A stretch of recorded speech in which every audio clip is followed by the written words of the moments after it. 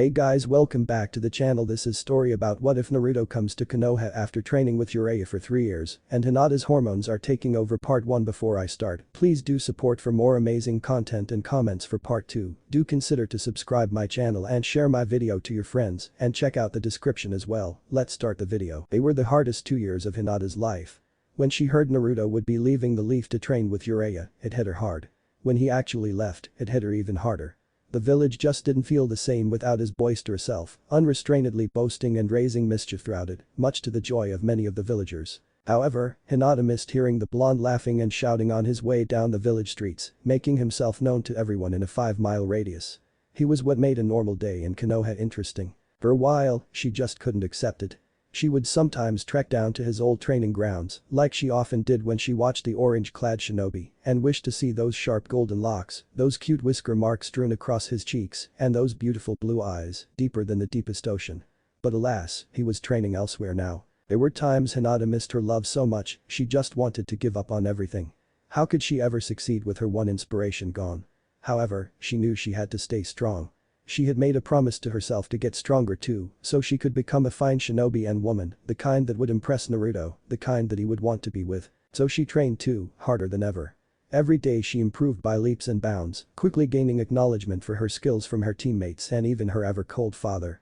Not only did she grow into an impressive ninja, but it improved her confidence exponentially too, and her previous shy and nervous nature was a thing of the past. However, there was one more change that Hinata undertook while Naruto was away, one that she hadn't planned on.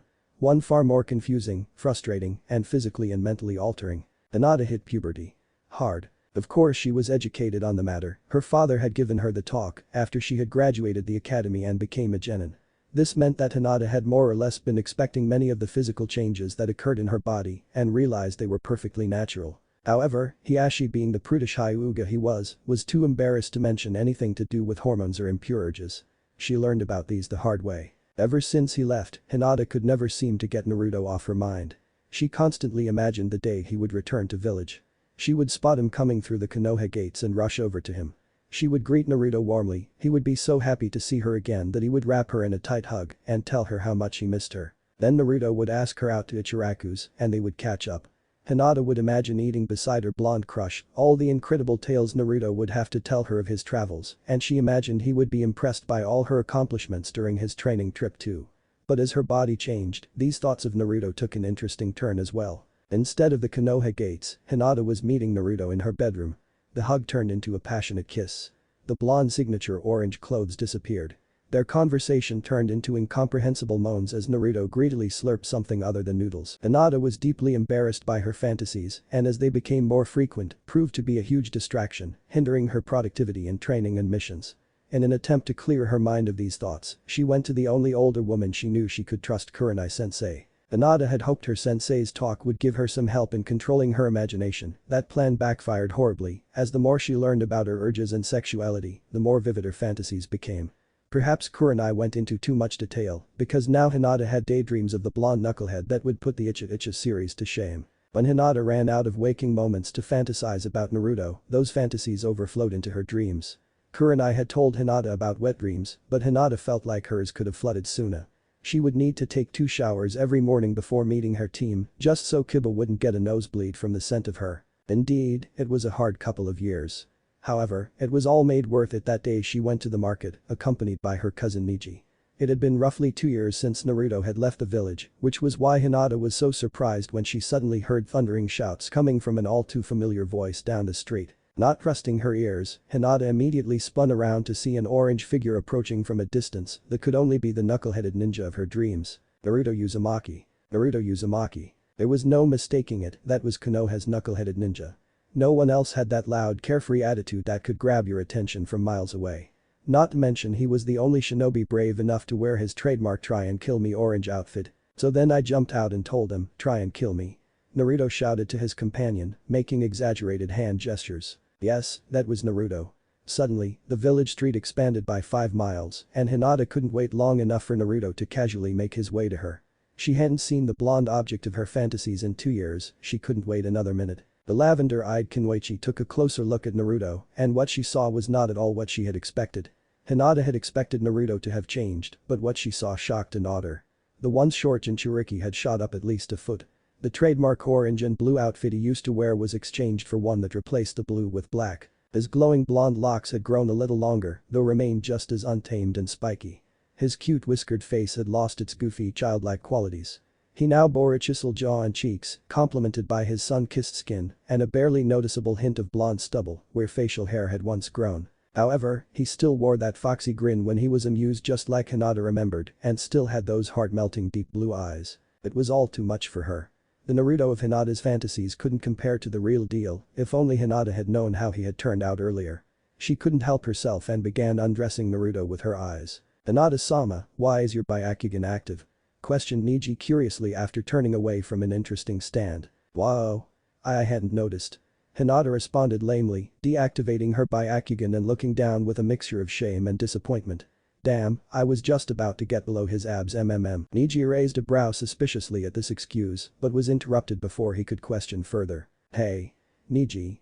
How have you been?" came a shout from down the street. Both Hinata and Neji turned to be greeted by the sight of Naruto not 10 feet away from them, waving. The orange-clad shinobi jogged up to them with his wide grin, accompanied by Sakura. "Naruto, is that you?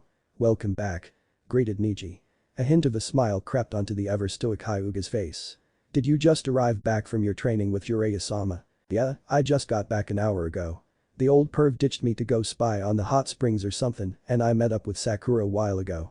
She's been filling me in on everything that's been going on while I was gone. So I heard you're the only other one of the Konoha 11 who didn't become Chunin. I find that really surprising, but it's nice to know I'm not the only Genin." Naruto chuckled. "I'm afraid you still are. But don't worry Uzumaki, I'm in pretty much the same boat as you.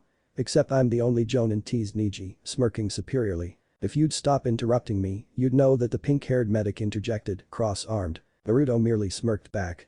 "That's too bad, I was really looking forward to kicking your butt again in the next Chunin exam. You so sure you can still beat me? Believe it? Sorry, it just slipped out." After a short tense pause, Neji chuckled silently. "I look forward to seeing what Jiraiya-sama has taught you.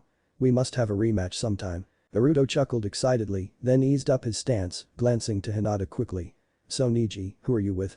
You get a girlfriend while I was gone?" teased Naruto with a Jiraiya-like grin. Hinata saddened upon hearing that her childhood love didn't remember her. Neji blushed lightly, but Sakura was the first to answer. "Naruto you baka. That's Hinata, remember?" Sakura seethed and conked Naruto on the top of the head. "No way, Hinata. Wow, I totally didn't recognize you. You've really changed. You look good," the whiskered ninja exclaimed happily. Hinata seemed to perk up a little at this and lifted her gaze from the ground. "Oh really?" Hinata asked. "Where did that stutter come from? I thought I fixed that." Apparently Naruto could still bring out her old habits. Fortunately, she didn't feel the urge to faint and her blush was very slight, so she took it as a victory. "Yeah. You look nice with long hair," Naruto said, glancing away for a quick second. Hinata could have sworn he was blushing slightly too. "I was just about to go and make sure Ichiraku's didn't go out of business without me, you guys wanna come?" Hinata opened her mouth to accept the offer, but before she could Neji spoke. "I am sorry, Naruto, but Hinata and I must attend a clan meeting today and should be going." Hinata glared at Neji. Neji saw this and gave her a stern look back. Hinata sighed defeatedly and agreed. "That's too bad, maybe we can get together another time." Hinata nodded and gave a small smile before leaving with her cousin. She burned holes in the back of his shirt with her glare the entire walk to Hyuga compound. Hinata knew it wasn't his fault she was busy, but she sure as hell wouldn't have minded being late for the meeting if it meant being with Naruto-kun for the first time in 2 years. What's even worse, they left him alone with Sakura. To get lunch. It was practically a date and she was just letting it happen. Hinata really needed to go home and relieve some stress. The next day, Hinata began searching for Naruto, hoping he wouldn't be busy since he had just arrived back in the village the previous day. This hope was crushed, however, when she found out that he and the remnants of Team 7 were meeting to test their teamwork. So basically, Naruto was spending more time with his old crush, Sakura. Hinata just hoped Naruto did not still have feelings for her. Hinata shoved her worries aside for a while after she ran into Ino and Tenten. They had been on their way to their favorite cafe and Hinata gladly joined them. After they were seated and ordered their food, the conversation quickly became focused on the return of Konoha's knucklehead ninja. "Did you see him too, Hinata?" Ino queried. "Yes. We saw each other in the market yesterday, but I had to leave before I could really talk to him much." "Yeah, same," responded Tenten. "Did you see him though? Who would have thought Naruto would have gotten so tall?" Ino practically shouted. "I know. When you think about it, Naruto actually turned out kinda hot. Tenten admitted. Ino crossed her arms and looks away hesitantly. I guess a little, the blonde Kunoichi mumbled, reluctant to admit that Naruto had actually become quite a looker. I mean, he does have that nice hair. Ino began playing with her own. And those dreamy eyes, Tenten stated, gazing deeply into nothing. And those hard abs, mused Hinata, seemingly lost in her thoughts.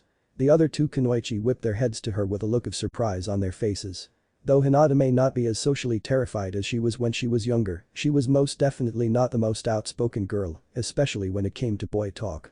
Ino and Tenten's expressions twisted into twin evil grins. How'd you get a peek at his muscles, Hinata-chan? Tenten questioned knowingly. Well, Hinata stammered, thinking back to her Byakugan abuse the previous day. Maybe she just asked nicely, and he took off his shirt for her. Ino teased, donning a mock-innocent look with puppy dog eyes. Perhaps she followed him home and watched him change, suggested Tenten, imitating a stalker and slowly creeping towards Hinata. Or maybe Hinata was being a naughty little Hyuga and misused her Kekgenkai, Ino sang mockingly. Hinata was beet red and just tried to look away from her two teasing friends, who immediately surrounded her as closely as possible. So did you happen to see anything else? Come on, you can tell us. We won't let Naruto know, come on. Begged Tenten. I didn't see anything else. I just looked at his upper body, I swear. Well, how was it? But well, Naruto-kun is very strong. Hinata finally answered, drooling slightly. He'd have to be, to carry around that huge package. Hinata's head turned to Ino so fast it broke the wind. I mean, did you see the size of it? I don't think I could have wrapped my arms around it. It must weigh a ton. Who do you think he gave it to? Or maybe he's keeping it to himself. By the time the blonde Kunoichi had stopped, Hinata's nose was releasing a life-threatening amount of blood and her imagination was running so wild, one could actually see Hinata's thoughts if they looked closely enough inside her ear. I heard Naruto-sensei made him deliver a shipment of his newest novel to all the Konoha bookstores so he could start researching for the next one, whatever that means, Tenten clarified for Ino. At this, Hinata's mind slowly returned to reality. Oh, that explains why he seemed so irked, Ino observed. Yeah, it was a move. Can you imagine spending 2 years alone with that guy? I don't know how Naruto could stand it. Ino and Hinata nodded in agreement. He probably stayed for the sights, Ino stated suggestively, a hint of disgust evident in her tone. I suppose it would be nice to see so many different lands and villages. I wouldn't mind traveling a bit too, I've always wanted. I didn't mean those sights, Ino interrupted Hinata mid-sentence. Naruto calls him Iro-senin for a reason, you know.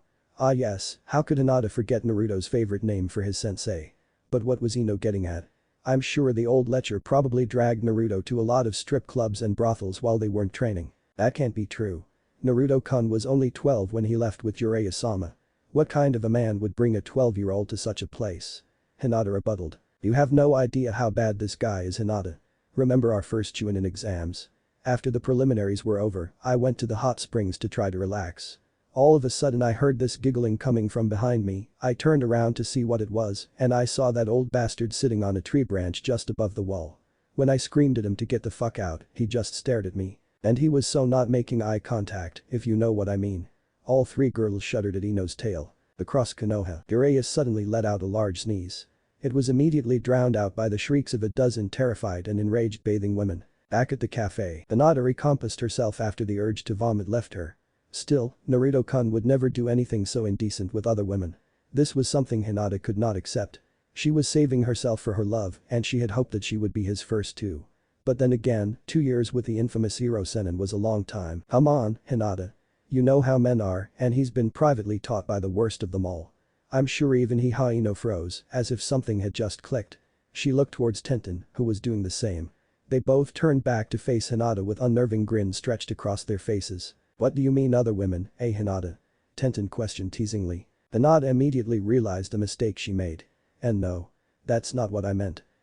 What are you saying, Hinata? Are you saying he would, or perhaps you would want him to be pervy with our sweet blushing little heiress? Ino leaned closer to Hinata, as did Tenten. Both were giggling uncontrollably at the sight of the lavender-eyed Hyuga blushing and stuttering like she used to back in their academy days. Well, I am mean T, that's not. Hinata fumbled around for a lie, too embarrassed to admit her lust for the blonde. Her crush on Naruto was common knowledge. She had recently even found out some of her old academy classmates would actually hinge into Naruto while he was away to get her to faint and take her lunch or copy her homework, but she was mortified at the thought of anyone knowing about all the graphic daydreams she had of the blonde, lest they think of her as a slut. After a couple minutes of Hinata's fruitless stuttering around for an appropriate answer, Ino finally stopped her. Geez Hinata, you must really still have it bad for him, Ino started, chuckling with Tenten, I haven't heard you stutter like that in over a year. Why yes Hinata answered as her face slowly returned to a more natural color, thanking Kami they had changed the subject. Are you ever gonna make a move on that lughead? However much he's grown up, I'm sure he's just as dense as before, so don't expect him to just show up at your door with roses to ask you out. Tenten said, making a good point. Hinata looked down for a moment, as if uncertain, but then looked up. Hinata's eyes gleamed a burning determination in them as she spoke. I would make Naruto-kun notice me this time. There's nothing I want more than to be with him, I'd do anything to have him feel the same way for me as I do for him. Hinata finished her little speech with a deep sigh laced with longing. Ino and Tenten just smiled at her, proud of her newfound resolve. So you want him to notice you, eh? I think I know how to do just that, Ino offered a bit too enthusiastically. Oh no, muttered Tenten. How? Hinata stared at Ino, her eyes pleading for an answer. The first thing you need is a new outfit. Get rid of that baggy old jacket. Naruto's never gonna pay attention to you if you don't give him something to look at. Ino winked at Hinata, who looked away with a light blush. You know what this calls for, Mulday. Ino raised her hands, shaking and squealing like a giddy child. Hinata and Tenten winced in pain as they covered their ears. Not again, groaned Tenten weakly. She and Hinata were immediately grabbed by their shirts and dragged towards the shopping district by a gleeful blonde kunoichi. The day's first rays of sun shone through the windows of the Hyuga compound. Hinata opened her eyes, squinting from the brightness. She sat up and got out of her bed, walking lazily over to her closet. Sliding open the door, she gazed at the rows of new clothes she had bought the previous days. They were more revealing than she was used to wearing, but Ino had convinced her to buy them. The heiress went through her new outfits, deciding on which to wear. She settled on a tight lavender tube top and a white miniskirt.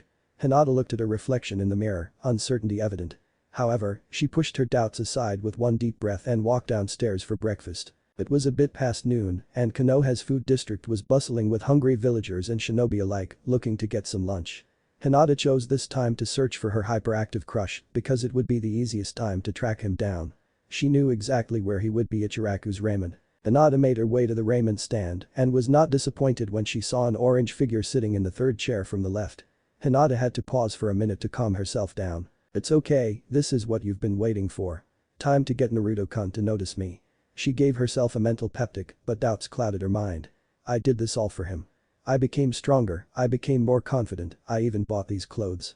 Now I just have to show him what I've become, tell him how I feel, and hope he feels the same. But what if he doesn't? What if I'm still not good enough? What if I start stuttering again? Or worse, faint? Maybe I should just try this another day. No. I don't give up and I don't go back on my word. That is my Nindo. I'm going to go there and talk to Naruto-kun. She was as prepared for this as she was ever going to be, she had convinced herself. Hinata took slow, yet unhesitant steps towards the stand. The blue-haired Hyuga was now close enough to hear her love's voice. Just a few more steps, she coaxed herself. It was very discouraging to know just how nervous the blonde could still make her. What good was all the courage in the world if it dissolved whenever she was around the one person she wanted the courage to talk to? Hinata shoved her thoughts aside as she reached the restaurant and took the seat next to Naruto. Hello, Naruto-kun.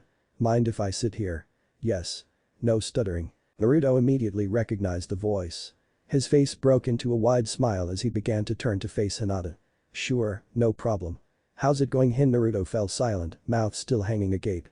When he had turned to face Hinata, he was greeted by a very unexpected but welcome sight. Instead of seeing the kunoichi in her usual attire, she was wearing an outfit only his sensei knew the right words to describe. If Naruto had to say what he thought of the outfit, the only word that would come to his mind would be hot. He couldn't help but let his eyes roam up and down the form of the usually modest heiress. He had never seen so much of her figure, as it was usually buried underneath a baggy jacket. Naruto had no idea Hinata looked so hot. Her top hugged her skin tightly, so even the parts that it covered were well defined, not that much of her was. He followed her milky skin, from her shoulders, to the generous portion of cleavage visible, to the uncovered portion of her flat-toned stomach. The miniskirt didn't do much of a better job covering Hinata's hot body. It cut off mid-thigh, allowing Naruto to see most of her leg, down to her sandals. The sight was just so hot. As Naruto took in seeing so much of Hinata's body, Hinata started to get uneasy under his gaze. He hasn't said anything for the last few minutes. He just keeps staring. What is he thinking? Does he think I look attractive? Does he think I look like a slut? It's going good, how about you, and Naruto-kun? Hinata answered his unfinished question to break the awkward silence. Hinata couldn't help but stutter under the intensity of his gaze. Naruto snapped out of his daze, shaking his head in an attempt to divert his attention away from her hot body. I really need a larger vocabulary just so I can say how hot Hinata is. No. This is Hinata, stop ogling her. Goddammit Iro-senin. I doing good. He blushed as he spoke. Smooth, he mentally berated himself. Hinata, getting bold and curious, decided to ask Naruto the question that was eating her inside. How do you like my new clothes, Naruto-kun? Hinata asked with her hands behind her back, staring bashfully into endlessly blue eyes. They look really. Naruto searched for an appropriate response, while mentally chanting don't say hot, don't say hot, don't say hot, don't say hot. Mental sarcastic clap. Did he mean to say that out loud? Hinata watched the flustered Jinchuriki in front of her, and a small smile graced her lips. Looks like Ino's idea is working, thought Hinata. I mean, it looks well. Oi. Naruto, who's your pretty friend here? Tucci asked, Naruto never more glad to be interrupted. Oh, this is Hinata Hyuga. Hello Hinata, it's a pleasure to meet you. What'll you have? I'll have a beef ramen please. Humming right up. As the chef starts to walk towards the back of the restaurant, he gives a sly grin to Naruto. Only back for 3 days and you already got yourself a girlfriend, eh? Naruto blushes and waves his hands in front of his face in a panic. No. It's not like that. Me and Hinata are just friends. Hinata looked a little disheartened by this proclamation, but only for a second. Too bad, she seems like quite a catch. Tucci teased. This time Hinata blushed. While the two teens awaited their meal, Hinata decided to ask Naruto about his trip, as she had been quite curious. A few bowls of ramen and a couple of stories later, Hinata had come to 2 realizations. The first was that Jiraiya-sama really is that perverted. It seemed whenever Naruto could have used some help, he always seemed to either be at a hot spring or a brothel, with Naruto's wallet. The second was that, where the whiskered teen was concerned, she wasn't much better. The entire lunch, Hinata could not take her eyes off the boy. It amazed her how he could look so much better after only 2 years, and he was pretty cute to begin with. To Hinata, Naruto just oozed temptation and sex appeal. His voice was deeper and masculine, his body was tall and well built from his training. And Kami Naruto likes to ramble, because if Hinata had to talk half as much as he did, she was afraid nothing but drool would come out. However, she was grateful every once in a while when the blonde would ask her for her opinion, because that meant she would get a glance of those luster sapphire orbs gazing at her curiously. It made her heart melt. She had noticed Naruto giving her a few shy glances himself when he thought she wasn't looking, and it made her confidence boost to near narcissistic levels. When the Uzumaki was slurping up the last of his ramen, Hinata was entranced by a drop of broth that fell upon his soft, wet lips and trickled down to his chiseled jaw. The lavender-eyed girl wished so bad she could just lick it off for him and savor the taste, and she wasn't talking about the ramen. She unconsciously leaned in closer in her daze. Naruto noticed this and spoke up. Is there something wrong, Hinata? Hinata realized what she had been doing and snapped back.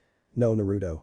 There is just something I wanted to tell you, Hinata responded, fear welling up inside her. What is it? Oh no, it is just that I really like Ichiraku's ramen. Hinata ended in a rushed panic. This was not what she had meant to say, but she couldn't bring herself to confess to her love. I'll just have to try to get him to go out with me without admitting my feelings, I still cannot bring myself to do it. Perhaps if I spend some more time with him and give him some hints, he'll catch on. Me too. Maybe we'll start seeing each other more often then. Naruto exclaimed cluelessly. But right now, I gotta go to training. You're welcome to come if you want. I have the day off, so sure. Hinata played it off coolly, but inside her mind she was ecstatic. It's not a date, but Naruto-kun asked me to spend time with him. Does he enjoy spending time with me, or is he just being polite? The two paid their bills and walked off towards the training grounds. After making it to the training ground, Naruto and Hinata met up with Sakura and they sat under a tree, waiting for their eternally late sensei. The Hyuga secretly observed the orange-clad shinobi to see how he was reacting toward Sakura. When they spoke, Naruto just seemed more friendly than anything, and he hadn't asked her out yet. Hinata took this as a good sign, hoping Naruto had outgrown his old crush. When Kakashi finally arrived, he was not alone. Accompanying him were the other 3 Jonin senseis, who had apparently all given their students the day off and were curious to see how strong the legendary Sennin had trained Naruto to be. When Kurenai saw how her student was dressed, she was surprised to say the least, but she quickly realized why Hinata had done this and gave her a wink when they looked at each other. After noticing Hinata's presence, Kakashi decided to have Naruto spar with her first, as he had already seen him fight Sakura. The copycat ninja told them to warm up with hand-to-hand combat and no jutsus. This came much to Hinata's dismay, as it meant she could not activate her Byakugan to size up her opponent. It was probably for the best, though. If she had an army of Naruto's signature shadow clones rushing her with her Kekkei Genkai active, she might get a sight that would cause her to faint and never wake up. Naruto and Hinata got into their fighting stances and charged each other at Kakashi's signal. After the fight had begun, Hinata realized she was not at all dressed for training. Her sandals were not built for comfort, making her movement slower and more awkward. She was also in a lot of discomfort due to her currently unrestrained assets bouncing around perpetually. "Don't wear a bra," she said. "Men like it when they jiggle," she said. Last time I listened to Ino. With every leap, dodge, lunge, and turn, she could feel the inertia acting on her large rack trying to pull her back the other way. This did not go unnoticed, as Naruto quickly shifted onto the defensive, unable to focus on hitting his target. Hinata came in with a kick. As she did, Naruto all but froze like a deer caught in the headlights, and the kick landed. "Now's my chance to impress Naruto-kun," the blue-haired Kunoichi told herself, determined to show Naruto how strong she had become while he was gone. Hinata sent a flurry of blows to the blonde, all only to be dodged or blocked. She then got down and performed a sweeping kick, which Naruto merely jumped over. As Naruto flipped over her, Hinata turned and landed another unopposed kick to his side as he was landing. Hinata was beginning to wonder why it seemed so easy to land a hit against Naruto, especially when she came in with a kick. Then she noticed that not only Naruto, but everyone watching the spar stopped and stared whenever she began one of her kicks. That's when she realized she was in a miniskirt. Everyone at the training ground was getting a clear look at her panties each time she raised her leg. Kurenai was covering her eyes in embarrassment, Asuma just went wide-eyed, Guy was closing his eyes mumbling something about youth, and Kakashi was leaning in closer unblinking. Hinata stopped and held down her skirt tightly, covering her unmentionables in shame. However, this caused the hit that Naruto had lined up to hit, though a bit off target. Immediately after Hinata recovered, everyone froze as if time itself had stopped. After noticing, she looked confusedly at Naruto, who then blushed like a tomato and looked away. Hinata was about to ask what was wrong, but before she could, she got her answer in the form of Naruto, blindly pointing down at her. The heiress looked down to see what the problem was and was instantly mortified at what she saw. Her top had put up a noble fight, but ultimately failed to contain her plump assets, as her left breast had burst out of her shirt. The reactions of the senseis varied across the board. Kurenai had gasped and was currently gaping in shock. Asuma's cigarette fell out of his mouth, smudging ashes on his shoes. Guy was covering his eyes, shaking spastically and chanting aloud, "Think youthful thoughts. Think youthful thoughts." Kakashi had his Sharingan eye uncovered, and both were wide as he leaned in to the point of nearly falling over. Jiraiya was attempting not to let the blood gushing from his nose stain his notepad as his pencil danced swiftly across it. Kakashi heard the scratching noise of Jiraiya's pencil, turned around and fell over comically. He immediately got back up, not averting his eyes from the sight before him a second time. "Jiraiya, what are you doing here?" Research Jiraiya responded in an elated pervy tone. "Well, you arrived at the perfect time. Not soon enough, I missed the whole panty show." "How did you know about that?" "Same way I always do. Sage mode. The nature chakra lets you sense everything," Jiraiya clarified matter-of-factly. "Lad, the only person entrusted with such a legendary and powerful jutsu is putting it to good use," the cycloptic Jonin said sincerely. It was too much for Hinata to take. Suppressing the urge to faint, she swiftly stuffed her protruding breast back into its confines and ran away in sheer panic and embarrassment. This day had not gone as she had hoped at all. After the incident at the training grounds, Hinata ran straight to the Hyuga compound and locked herself in her room. She was not in the mood to talk to anyone right now. Things were going so well with her crush at first, only for her to screw it all up and embarrass herself right in front of him. Hinata only came out of her room that night for dinner and desperately avoided any questions about her day, which was tough to do as Hiashi, Hanabi and Niji all noticed her downtrodden expression and wanted to know what was wrong. The heiress could have holed herself up for weeks in her room if it were not for the fact that she had training again the next day. This time, she opted to wear her usual black mesh top to avoid any more incidents. However, for the second time in years, she left her big baggy jacket behind. Seeing the way Naruto had reacted to her without it had really boosted her self-image. If she looked good enough for her Naruto-kun, then she no longer felt the need to hide herself behind all those layers. When the lavender-eyed Kunoichi met with her team, she could barely look her sensei in the eye. Thankfully, Kurenai didn't bring up the previous day's antics.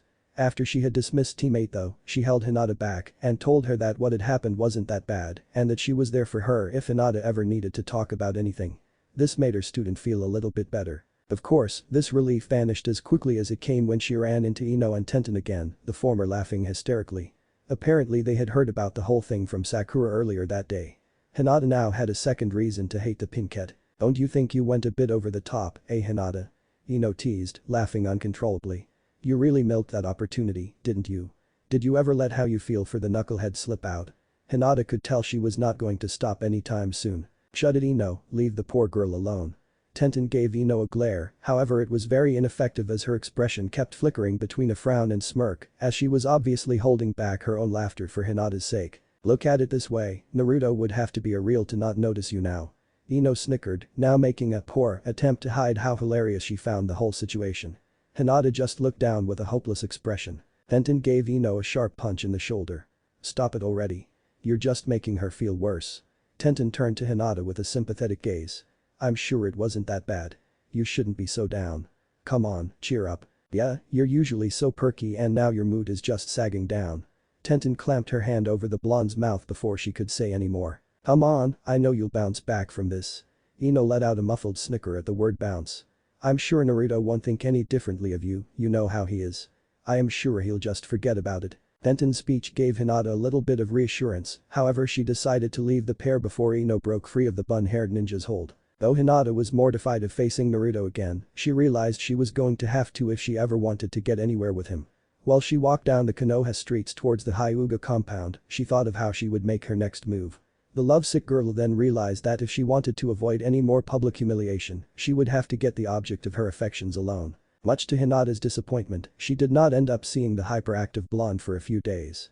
At least it gave her time to get over her embarrassment. The two finally met while Hinata was on her way home after a dinner at her favorite restaurant and came across the orange-clad shinobi walking out of the Hokage building. The oranges and yellows of the ninja seemed to glow brighter than the setting sun to Hinata.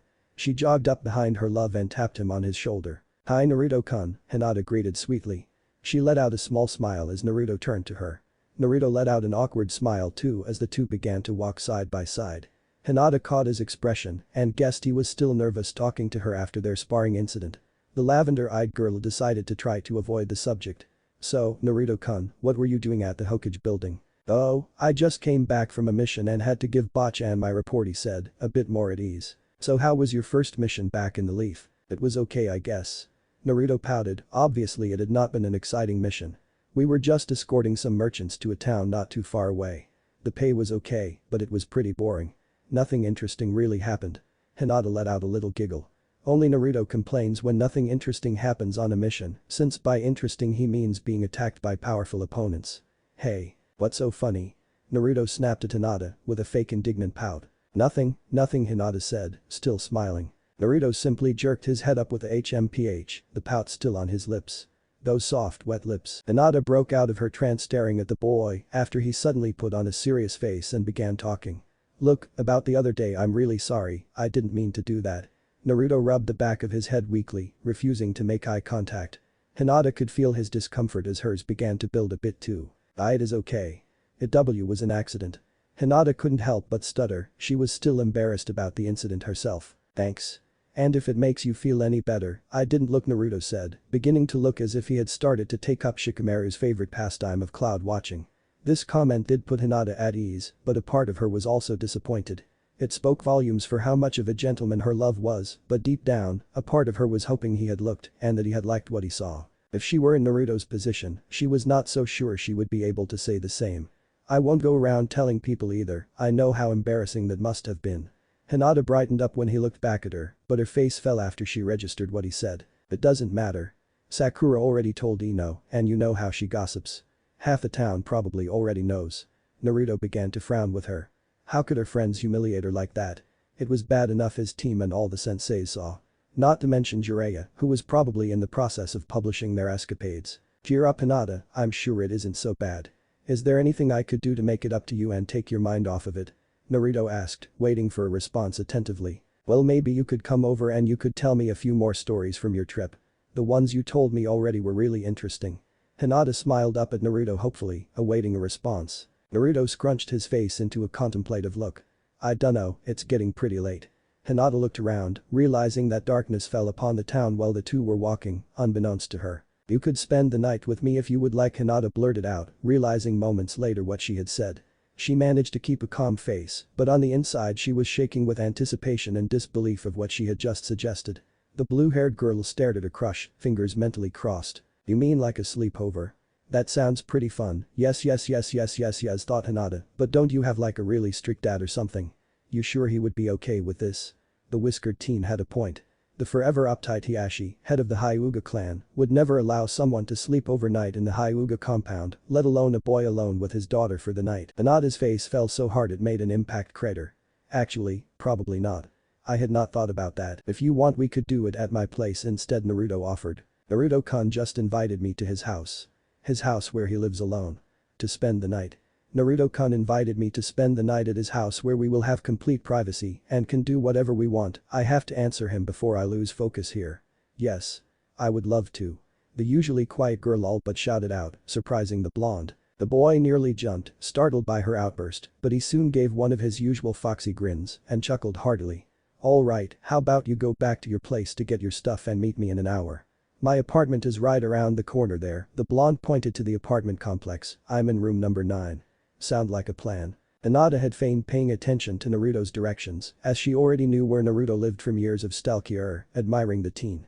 Hinata gave him a manic nod, unable to force any more words out of her throat without squealing with joy. Tonight was going to be a good night. After packing her things, Hinata headed towards Naruto's apartment. The heiress had changed into a dark blue tank top, which showed off a good amount of cleavage in her navel, and some tight matching shorts that barely covered the top of her thighs, displaying her long legs and accentuating her butt. She carried a bag filled with everything she needed for an overnight stay. It contained a sleeping bag, her toothbrush, a change of clothes, and a lavender sheer chemise she also bought on her shopping trip with Ino. Just in case while Hinata would not normally suspect Naruto of trying to pull anything perverted, he was going to be having a girl alone with him in his little apartment overnight. It would be an opportunity she did not think any hot-blooded teenage boy would waste. And considering he was taught privately for 2 years by the legendary super pervert, Hinata was hoping Jiraiya was able to influence Naruto's mind just a little. That was why she had packed her skimpiest nightwear. If she still could not tell her love how she felt, she would be more than happy to show him how she felt both figuratively and literally. The hopeful Hyuga arrived at Naruto's doorstep. She ended up taking a bit longer than an hour due to her father's thorough inquiry into what she was doing tonight, though she had convinced him she was just spending the night at Ino's.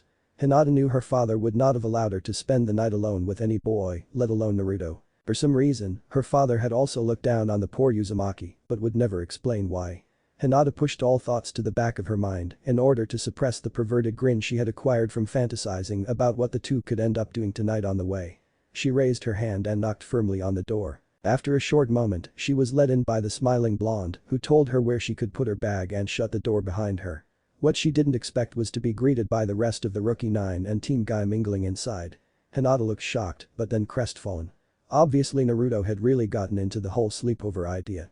There goes our alone time. Naruto-kun, how did you invite so many people over so quickly? Shadow clones. Of course. Hey, look, Hinata's here. Hey Hinata. Alright.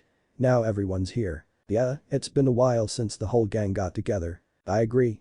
It is a prime display of the youthful bonds of friendship that we all share for everyone to come together like this. On a barren street elsewhere in Konoha, it is strange that Kiba would not be at his home at this hour, or Hinata. For that matter, I have been unable to find anyone recently. I have the feeling I am being left out of something again. Ironic that my friends would forget about me, as if I were as small and insignificant as an insect. But that is why I have all of you. I would never forget about any of you. Bugsy, Bugtilda, Bugson, Buggy, Bugbert, Bugtholomew. Shino continued sullenly conversing with his insects, sulking in a dark alley on the way back to the Aburum compound. Back in Naruto's apartment, after everyone had stopped their small talk amongst themselves, everyone's attention shifted to the owner of the apartment. The ninjas, many of which had not had the time yet to speak much to Naruto due to training or missions, overwhelmed him with questions about his journey. The blonde merely adopted his usual foxy grin and asked everyone to sit down in front of him. Naruto, being the creative and energetic person he is, couldn't simply tell his comrades his stories from the past 2 years. Instead, through the summoning of a small troop of shadow clones and extensive use of hinges, set up his own little apartment theater. Everyone else just chuckled at his antics. It was so Naruto. After his sixth tail and second knocked over lamp, the Naruto players took a quick bow while their audience gave them a round of applause. The others were not as dense as Naruto and could tell that most of the stories had been over-exaggerated, but it had certainly been entertaining. After their cheers wore down, Ino shouted out, "I think it's time we get some games going in here." "What did you have in mind, Ino?" Kiba asked the Mind Walker. "Well, this is a sleepover, so how about some truth or dare?" Ino said all too enthusiastically. The girls squealed in their excitement, while half of the guys groaned and the other half remained neutral. "Oh no, what if someone asks about my crush?" I'll just have to stick to dares then maybe I could have some fun with this as Hinata thought, a devilish smile appearing on her lips. She hoped Lady Luck would be on her side. After convincing some of the more reluctant members of the group, the shinobi all gathered in a circle. Choji grabbed one of his empty soda bottles and dropped it in between them all. Since Ino was the one who suggested it, she took the liberty of claiming the first spin. It landed on Niji. Truth or dare? Ino asked. Truth. Niji replied blandly, obviously not interested in the game. Ino put her finger to her chin with a contemplative look on her face. After a few seconds, her mouth stretched into an unnerving grin. Have you ever used your Byakugan to look through women's clothes? Niji was caught off guard by this. He broke out into a cold sweat and a blush crept onto his face as he opened his mouth to speak. Yes, he mumbled, studying the grain of the wooden floor he was sitting on. The reactions varied from shocked gasps to teasing smirks and snickers to straight-up hysterical laughter. Who would have thought my cousin has a perverted side? Perhaps it runs in the family. I am just glad I didn't get that question, Hinata thought with a mixture of mild shock and relief. Niji ashamedly spun the bottle without looking up. It landed on Choji this time. Truth or dare? A dare. Niji glanced around the apartment looking for ideas. He saw the collection of Kami knows how old instant ramen cups which would usually litter Naruto's floor but were stacked on the counter in a half-hearted attempt to clean for the company. They still had some noodles and broth at the bottom. I dare you to pour all of that unfinished ramen into one cup and chug it. All of the girls looked like they wanted to puke while the guys just scrunched up their faces in disgust, letting extended ooh-gas and ee-wes out of their mouths. Choji looked behind him to the stack without flinching. I thought you were gonna give me something tough. Choji boasted. He walked up to the counter, grabbed a used cup and poured the others' remainders into it, one by one. Then, with a big chug, devoured the obviously expired food. A few of the girls ran to the bathroom and actually did vomit, while the rest swiftly turned away and voiced their disgust in unison. Choji seemed weirdly unfazed by the mouthful. He returned to the circle after a burp and spun the bottle. This time Kiba was the target. Truth. I'm gonna hurl if I gotta do something like that. Kiba waited for the chubby ninja's question. Have you ever tried Akamaru's dog food? Kiba was obviously not pleased by this question. He crossed his arms and snapped just once, okay. A few of the others stuck out their tongues and once again groaned a loud ugh. So you draw the line at old ramen, but dog food is okay. Tenten picked on the dog lover. Hey. That stuff actually got a lot of nutrients and stuff, you know. The Inyazuka desperately defended himself. Well, it did give you a nice thick coat. Ino ruffled Kiba's hair playfully with a grin, while everyone except him laughed. Kiba just growled and glared at Ino. Having had enough, the dog breeder hurriedly spins the bottle, landing on Sakura. So what'll it be, Sakura, truth or dare? I'll take a dare. Sakura gave a look that said Bridgerton. Kiba just gave an evil grin. Alright then, I dare you to kiss the knucklehead over there, Kiba challenged, pointing to Naruto. The rest of the group whooped while Sakura's eyes widened and her mouth hung agape. A plethora of emotions were swimming through Hinata right now. Shock, anger, jealousy, betrayal, sadness. How could her own teammate do this to her? Hinata felt like the Inyazuka may have had a thing for her, but she didn't think he would do something like this. Either he was trying to hook Naruto up with Sakura so she would give up on him, or his dog brain was less observant than Naruto's and he hadn't picked up on her crush yet. With Kiba, it could really be either. I am definitely hiding some of Sakura's cooking in dog breath's room. Anything that tastes that bad has to smell horrible when it expires. Do I really? Yes, Kiba cut the pink head off. Sakura frowned indignantly and mumbled something along the lines of so unfair. She turned to her teammate and squeezed her eyes shut. She leaned in at an excruciatingly slow pace while Naruto blushed and waited nervously. Eventually their lips met and Sakura furrowed her brow harder while the whiskered teen shut his eyes also, blushing an even deeper red. Hinata gave the most hateful glare to Sakura, unnoticed by the others who were focused on the action in front of them. That bitch may have gotten a kiss from my Naruto-kun, but I will have the next one. I'll top her. I'll get more than a kiss.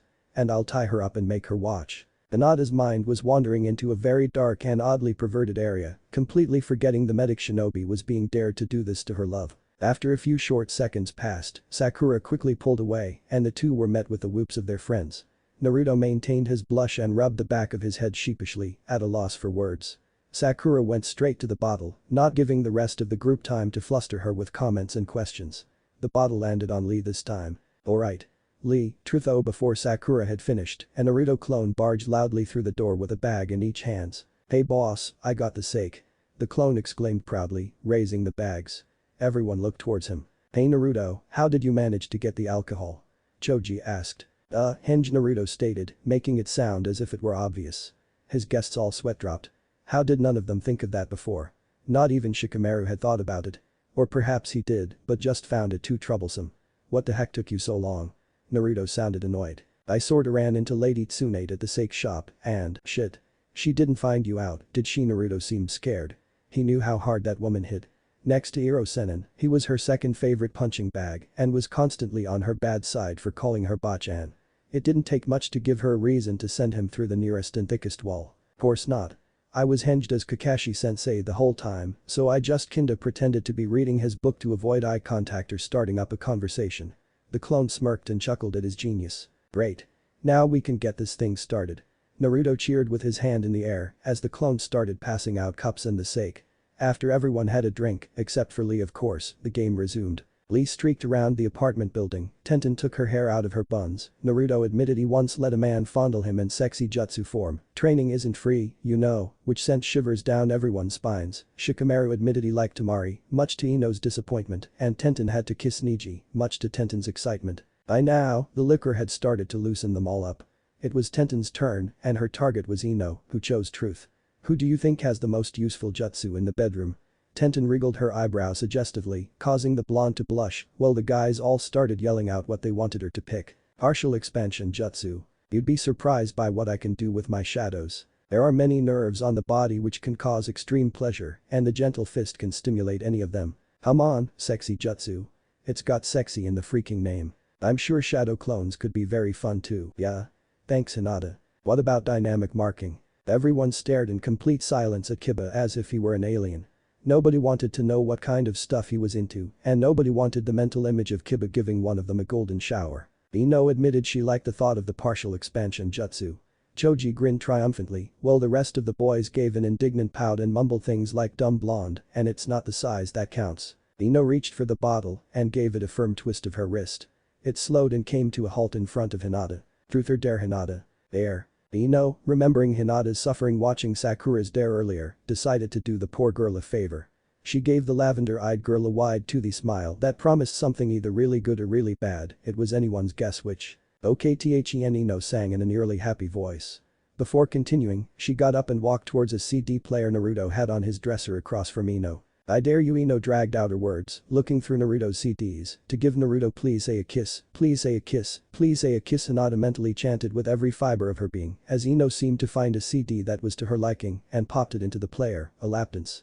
Ino pushed the play button and Use Me by Hinder began to blast on its speakers. Hinata's eyes were wide, as were Naruto's. The blue-haired Kunoichi would have literally jumped out of her clothes and into her crush's lap that second if it weren't for all the other people around. However, the sake had already lowered her inhibitions pretty well, so Hinata quickly gathered some courage and prepared to perform her dare. Time to show that bubblegum hair bitch Naruto-kun is mine. The heiress quickly downed what was left in her cup and stood up. She put on the most seductive smile she could muster as she walked slowly up to Naruto with a tantalizing sway in her hips. When she made it to the blonde, she grabbed his hand, motioning for him to get up and then leading him to the chair Ino had so helpfully shoved behind him. The heiress stopped in front of the chair. She pressed her hand on the boy's chest, softly pushing him down into the chair, bending down as she did so to give her crush a direct view of her cleavage.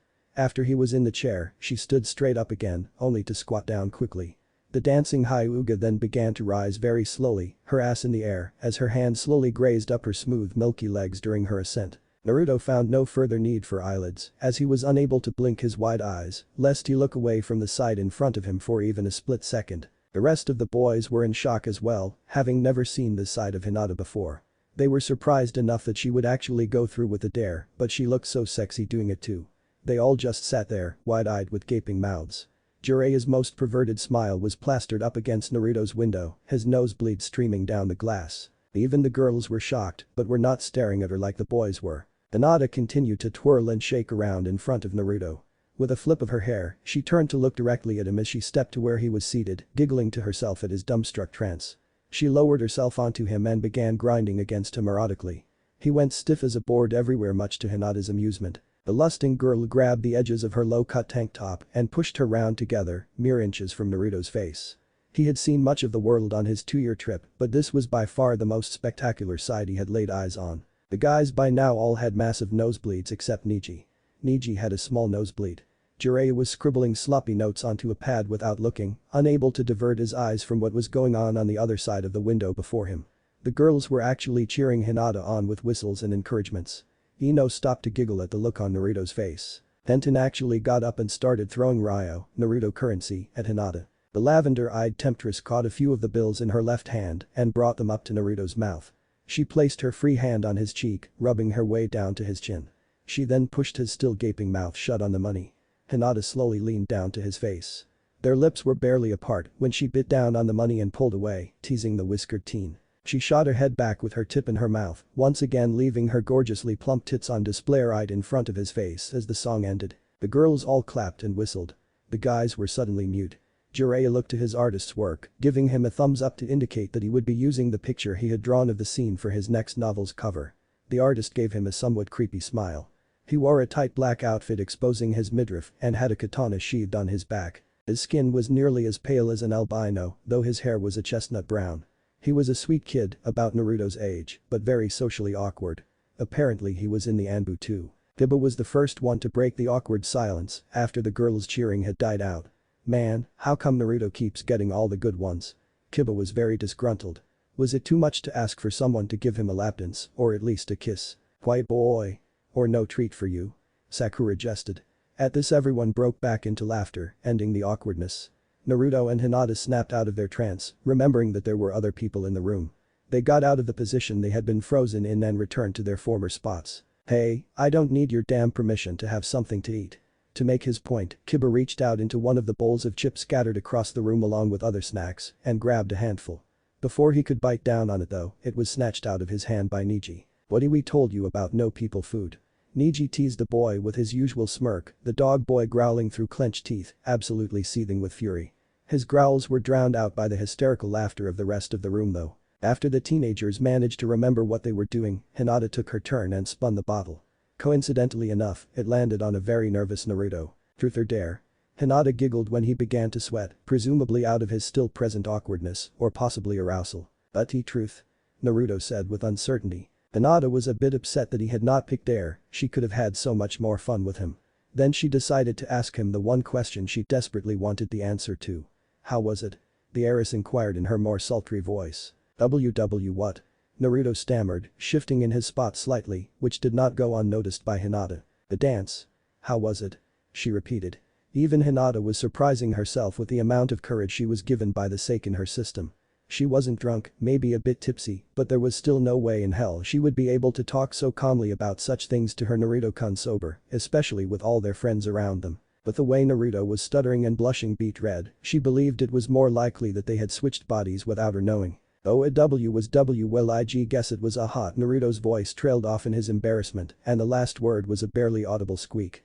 But Hinata heard it and it was all she needed to hear. Perhaps there was still some hope for tonight. The sleepover continued into the night. After a few more rounds of the game, the shinobi grew bored of their game of truth or dare.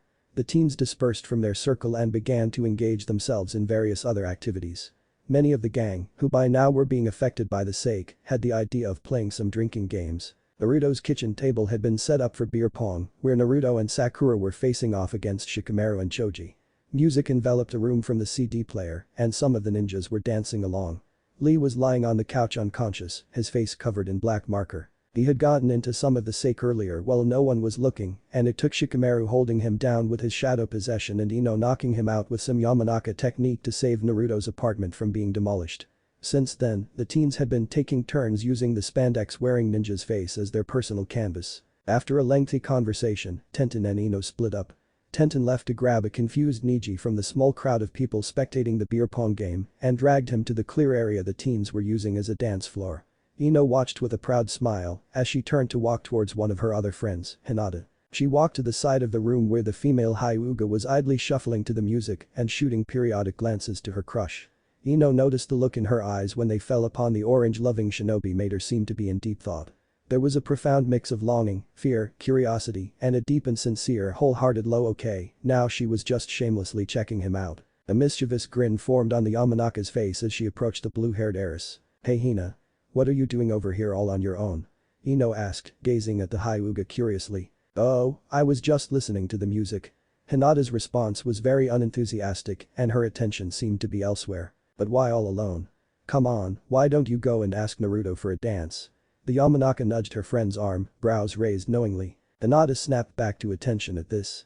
Oh, I don't know. I am not even sure if he does dance. In all her years of silent style follow-spy walk her, admiring, completely innocent and normal admiring, she had never seen the blonde Jinchuriki dance. It made sense, why would someone who was never invited to any parties or even had any possible partner know how to dance? Well then, maybe you could just dance for him again. Hinata blushed at the memory of her little performance for Naruto less than an hour ago, while Ino giggled like a schoolgirl. I don't think I could do that again, Hinata muttered, her stutter back with a vengeance. In the hormonal depths of Hinata's mind, she honestly did not mind giving Naruto that lap dance. It was completely worth it to see the boy's reaction. However, in the alcohol-fueled heat of the moment, she had completely forgotten about all the people around them. For Naruto-kun, she would gladly do it again, but she really did not want that kind of attention from the other guys. The pupilless Kunoichi had noticed a few stray glances the others had given her and really did not appreciate them. Hinata did not want the whole shinobi population to think she was easy because of her more erotic attempts to attract her love. Besides, he is busy playing beer pong with Sakura right now. She couldn't stave off her hopeless frown when she mentioned the name of her rival for Naruto's affection.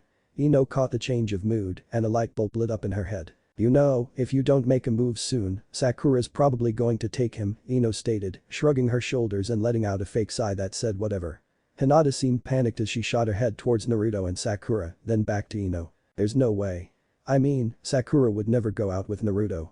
Hinata blurted in her fear. Well, she believed what she said was true, the Hyuga's doubt quickly grew as Ino continued talking. Maybe not before, but things have changed. You know how Sakura always goes for the pretty boys, remember Sasuke? Who, by the way, has been gone without a trace for years now. And you have to admit, Naruto has been looking fine since he returned from his training. Ino found her own thoughts wandering onto the handsome blonde as she formed that last sentence. After catching a bit off drool leaving her mouth, she shook her head and refocused. Anyway, with Sasuke gone, it's only a matter of time till she moves on and sets her eyes on the hottest piece of meat left in the village. Naruto, the mindwalker lied through her teeth. She knew Sakura well enough to know she wouldn't be falling for Naruto anytime in the future, the two were more like siblings to each other. Besides, despite Ino moving on from her childhood crush, Sakura had not had such an easy time and still missed the traitor terribly. But hey, jealousy is a good motivator. Just look at them, all buddy-buddy in clothes over there. The blonde pointed towards the pair. In her partially inebriated state, Hinata took every word her friend spoke as gospel. Her lavender eyes burned with a mix of determination and fury. I will not lose to that shallow bitch. She had her chance, now it is my turn to take Naruto-kun away from her for good. Without another word, she cut through the room, her confidence returning tenfold. The only hitch was she had absolutely no idea what to say or do. All she could do was to wait for an opening to get closer to Naruto. The beer pong game was still raging as Hinata approached. The members of the gang that were watching were really getting into it. Choji and Shikamaru's team were down to only 3 cups, while Naruto and Sakura still had 6.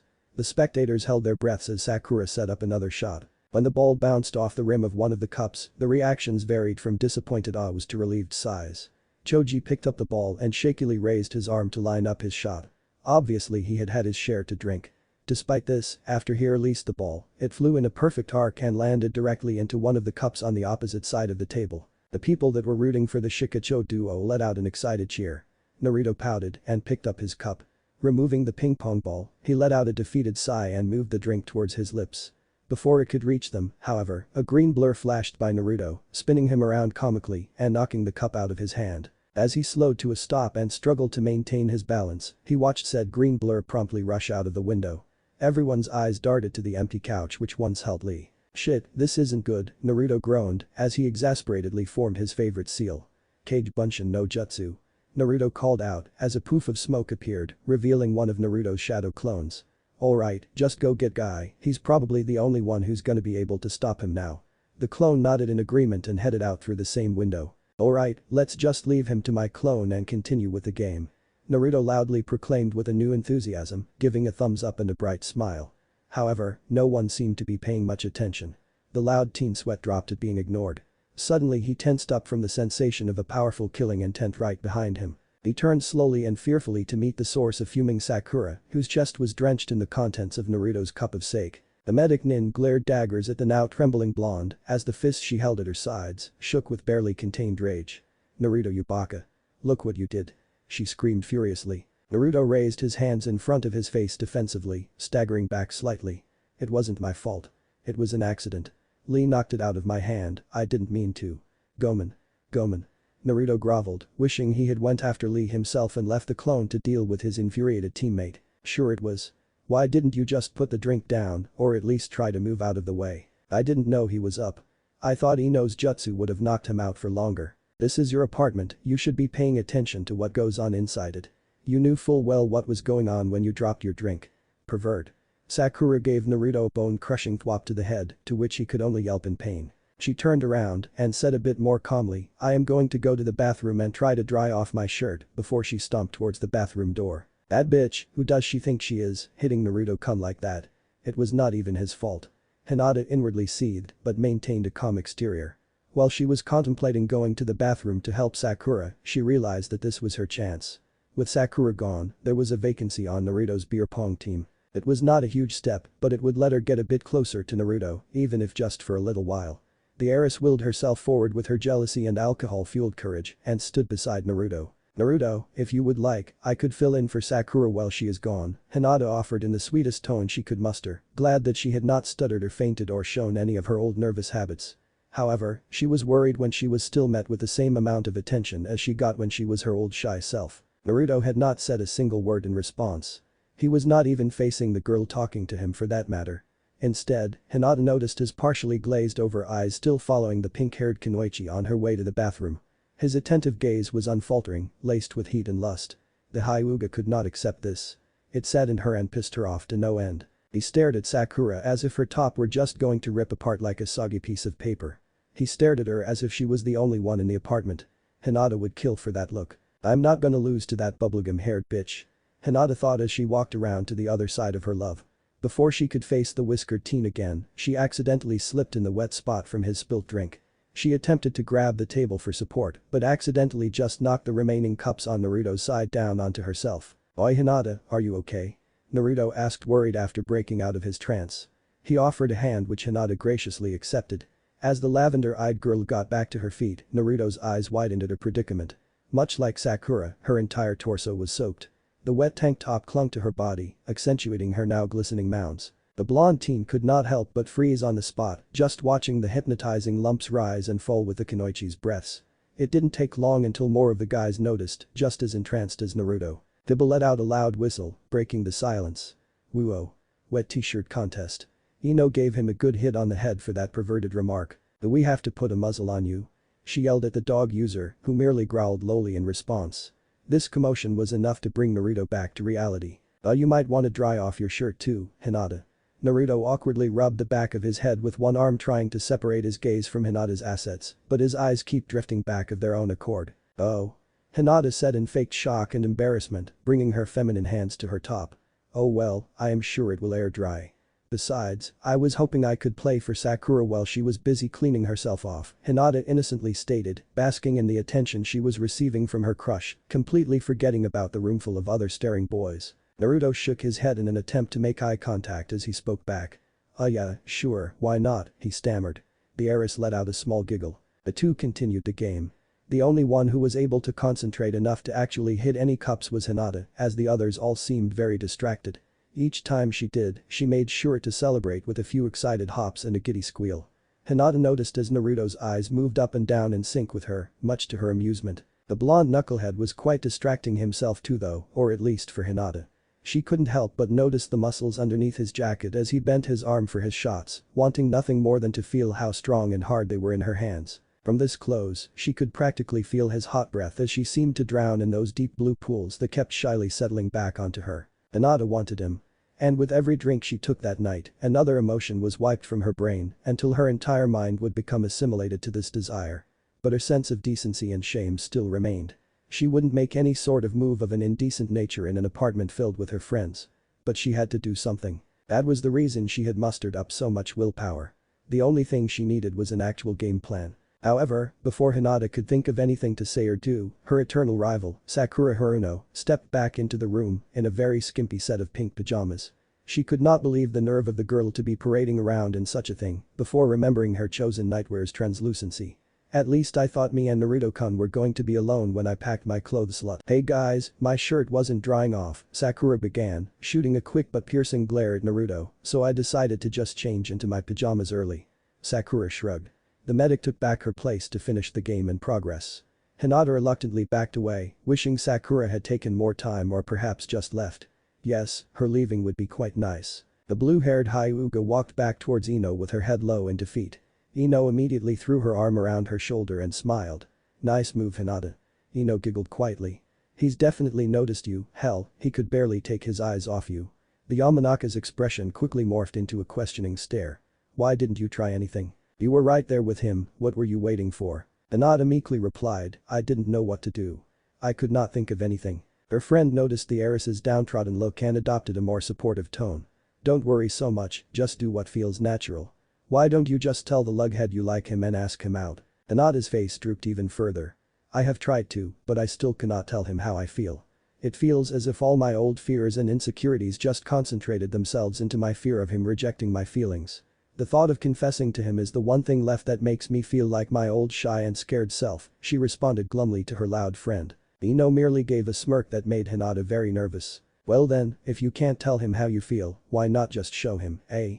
The ponytailed blonde proposed, moving her eyebrow suggestively. Hinata caught her drift, immediately sporting a thick blush and wide eyes.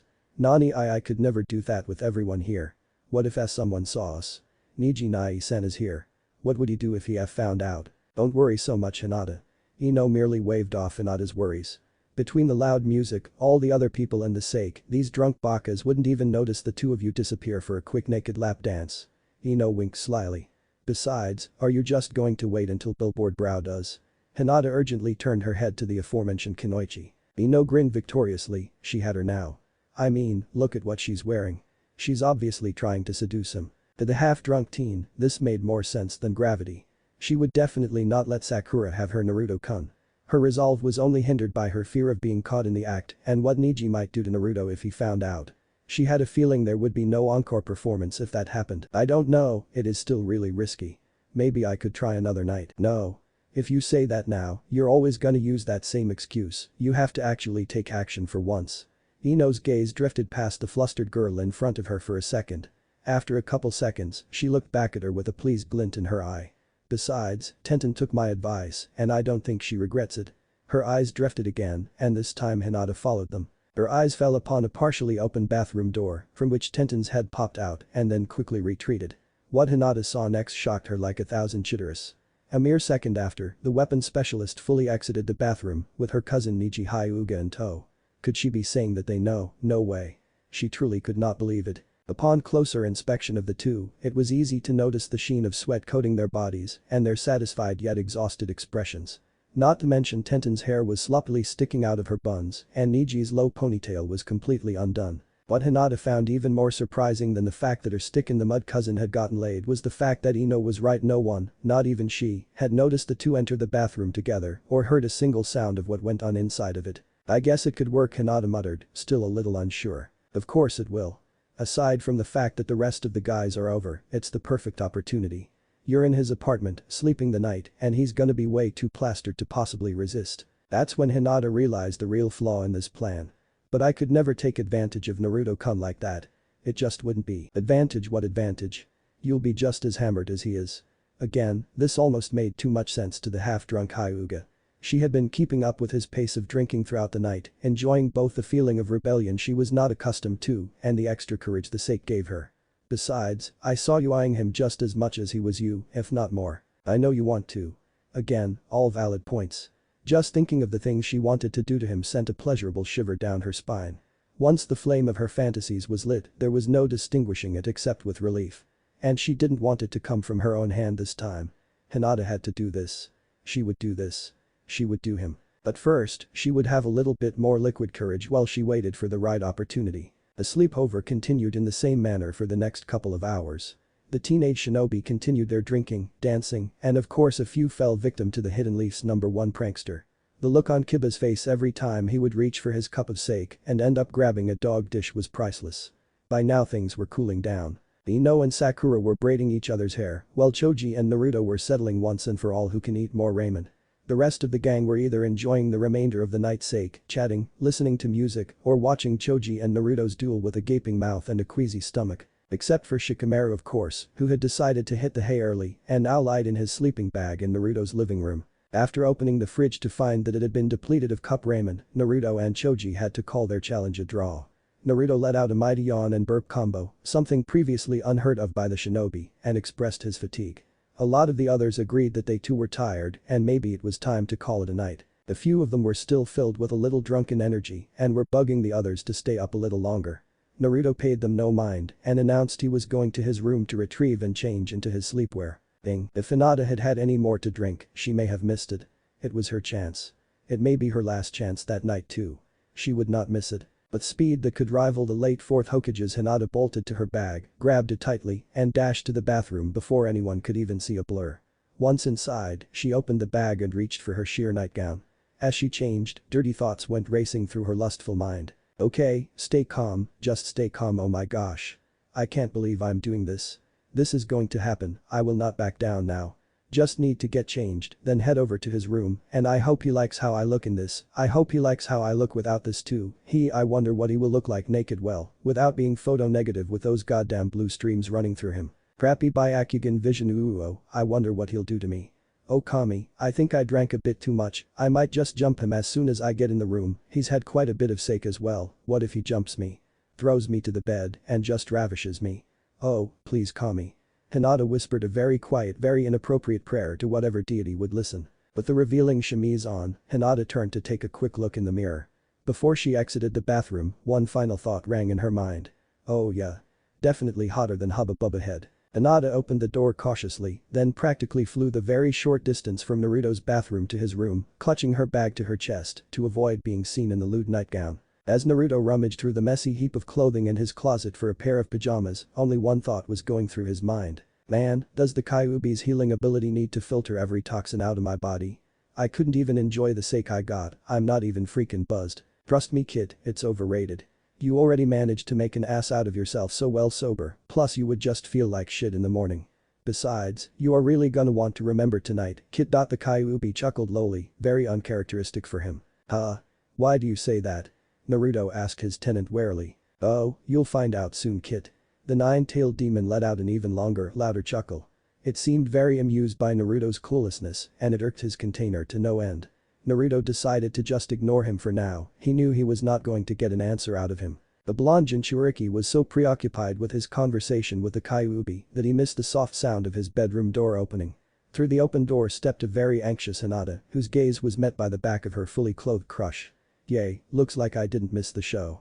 The intoxicated heiress observed, wearing a perverted grin reminiscent of the legendary Toad sentence. Hinata silently set down her bag and shut the door. Or at least the drunk Hyuga thought she was silent, though apparently the blonde heard her and immediately turned around. Hinata, what are you doing in here? As Naruto looked at the blue-haired girl, his eyes bugged out when he realized what she was wearing. The lavender nightgown left very little to the imagination, and he could see her underwear very clearly through the material. Hinata was planning on going without it, but figured it would take too long for her to fumble around with her bra clasp in her inebriated state, and she did not trust her hand anywhere near her womanhood, with the thoughts going through her mind while she was changing. Hey, at least they matched. I want you, the heiress bluntly slurred out, uninhibited thanks to the alcohol in her system. What did you want me for? Naruto questioned, attempting to keep eye contact. The heiress began approaching the clueless teen with clumsy, staggered steps which were intended to be seductive and alluring. No. I want you, Hinata restated slowly, her tone becoming hungry. Hinata, are you okay? What are you doing? Naruto was silenced by a finger to his lips and a shush from Hinata. The heiress placed a small hand onto the Jinchuriki's chest and gently pushed him down onto his bed, letting herself fall on top of him. Naruto's body no longer put up any fight and his mind was blank, now knowing what was happening. He was only brought back by the smell of sake on his seductress's breath. Of course. That's why. Hinata, please stop, we shouldn't be doing this. You're drunk, this isn't our. He was once again silenced by the same finger on his lips and a quiet shushing sound. Hinata removed her finger and began moving her head in, her body desperately yearning to claim his lips with her own. Inside Naruto's mindscape, stop fighting it kid, just let it happen. Trust me, you'll enjoy it, the Kyuubi coaxed his host. No, I can't. Can't you see she's drunk you stupid fox? This isn't right, I can't take advantage of Hinata like that, she'd hate me. The Kyuubi let out a frustrated sigh, mumbling something along the lines of stupid brat. You know, if you're gay you can just admit it, kid. I won't judge you. Hey. I am not gay. Don't get so defensive, you know I can't tell anyone anyway. Besides, what straight man would throw away such a hot piece of ass on top of him, practically begging for it? I am not gay. I just don't want to take advantage of my friends like that. Sure, that's why your first kiss wasn't with Sasuke. The Nine-Tails voice was dripping with sarcasm. Naruto was becoming more angry and frustrated by the second. That was an accident. Sure, that's why you didn't slip any tongue into the kiss. I did not. Yeah, just like you didn't check out his when he took a leak the time you two had your hands stuck together by that jutsu. I did not. I was just comparing. Naruto's rage gave way to embarrassment for a second as he looked away and his voice drifted off near the end of his last sentence. The Kyuubi was inwardly laughing his ass off and had to fight back a grin. The kid just made it too fun to mess with him. Whatever, if you're not gonna do anything, I might as well enjoy the view. The giant fox turned his head around and the room was filled with loud licking and grunting noises. Hey. What are you doing? The Kyuubi turned back. Well, your leg is too small to hump, kid, so this is pretty much the only way I can get myself off in here. The fox once again turned around to resume his actions, attempting to ignore his jailer. What? Stop doing that. Are you listening to me? Stop doing that, that's disgusting. The fuck? The demon let out an annoyed growl and turned again. Can you shut up, kid? You have a really annoying voice. Could you give me a minute? I was almost there. You're not going to jizz inside me.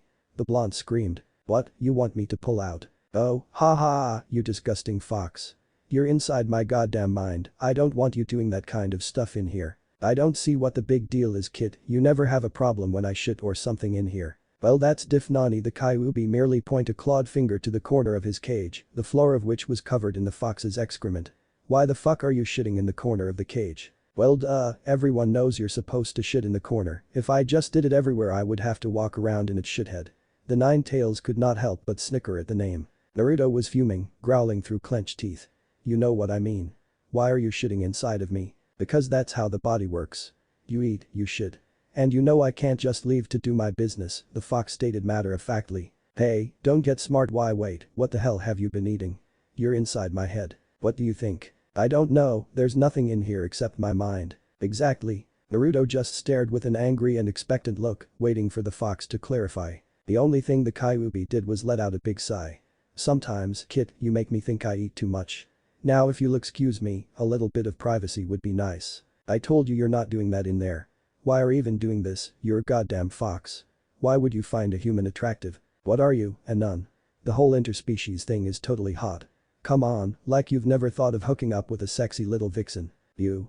No way would I ever even think of doing anything with a freaking fox. Naruto cringed at just the thought. Oh come on, even a prude like you couldn't pass up some of the hot tail I've seen in my days while I was free. You should have seen the last vixen I mated with before I was trapped in you. That shiny red coat, a slender tail that seemed to go on for days, and that ass here, why don't I show you? Before he could protest, the Jinchuriki's mind was scarred on every possible level as he was bombarded with images of the Nine-Tails mating repeatedly with various seemingly unconsenting vixens back in the outside world. Seemingly no time had passed during Naruto's inner conversation with the Kyuubi and Hinata was still going in for the kill. Her mouth was inches away from his as Naruto received the most unpleasant of mental images being forced upon him. The whiskered teen became exceedingly nauseous and simply could not stomach it. Seconds before the two teens' lips could connect, Naruto vomited all over his admirer. Puke is definitely a mood killer. When Hinata realized what she was covered in, she too reflexively emptied her stomach of the night sake onto her crush. Naruto tried to cover his face, but could not keep it completely clean with the girl so close to it. Oh my kami Hinata, I'm so sorry. The blonde apologized in a panic. Just wait here, I'll get something to clean you off with. Naruto then dashed out of the room, only to return 10 seconds later with his hands full of towels. However, when he got back, he found Hinata had already passed out on his bed. The spiky-haired teen sighed. Well, that's probably for the best. Naruto proceeded to wipe the puke off them both and allowed Hinata to stay sleeping in his bed for the night. Naruto went to the bag Hinata had dropped by the door and borrowed her sleeping bag for the night. It was going to be an interesting morning. Oog. Hinata's hoarse voice joined the chorus of hungover shinobi awakening inside Naruto's apartment. The sleepover last night had taken a lot out of all of them, between the drinking, dancing, and restraining Lee. Most of the night was just a blur for most of the shinobi, and it showed in the surprise and confusion many of them shared after discovering their sleeping arrangements. Some of the gang managed to make it to their sleeping bags before their drowsiness overtook them, however many others had succumbed to their tiredness in some more interesting positions. For example, Shikamaru woke up with his head in a puke-filled toilet, while Choji discovered that his pillow was in fact a half-eaten pizza. Niji was taken by surprise when he opened his eyes to be greeted by the sleeping face of Tenten, however quickly adjusted and rested in their shared sleeping bag for a while longer. Hiba had somehow ended up in a dog cage. Naruto didn't even have a dog, where did this even come from? Oh, the dog breeder was going to get the others back for this. He was so angry that he did not even notice that his Hidiate was missing and had been replaced with a dog collar bearing a tag with the village symbol etched onto it. Not to mention Lee, who was extremely shocked to find himself in Guy's room, awkwardly spooning his sensei. As the Green Beast's clone looked around, he could not help but note how youthful the decor was. The bed was shaped like a rassicre, his bookshelves and nightstand littered with old action figures and decks upon decks of Pokémon cards, and multiple RC cars covered the floor. This man had some serious issues. However, the shock any of the others experienced paled in comparison to Hinata's as she woke up in the unfamiliar setting. As she fluttered her sensitive eyes open, squinting them to withstand the onslaught of the morning sun, she realized she was not in her room. This did not scare her much, as she quickly remembered that she had gone to a sleepover at her crush's apartment. What did confuse her was why she felt as if she were sleeping in an actual bed, rather than the sleeping bag she had packed for the night. She bolted upright at this realization and took in her surroundings. This must be Naruto-kun's bedroom.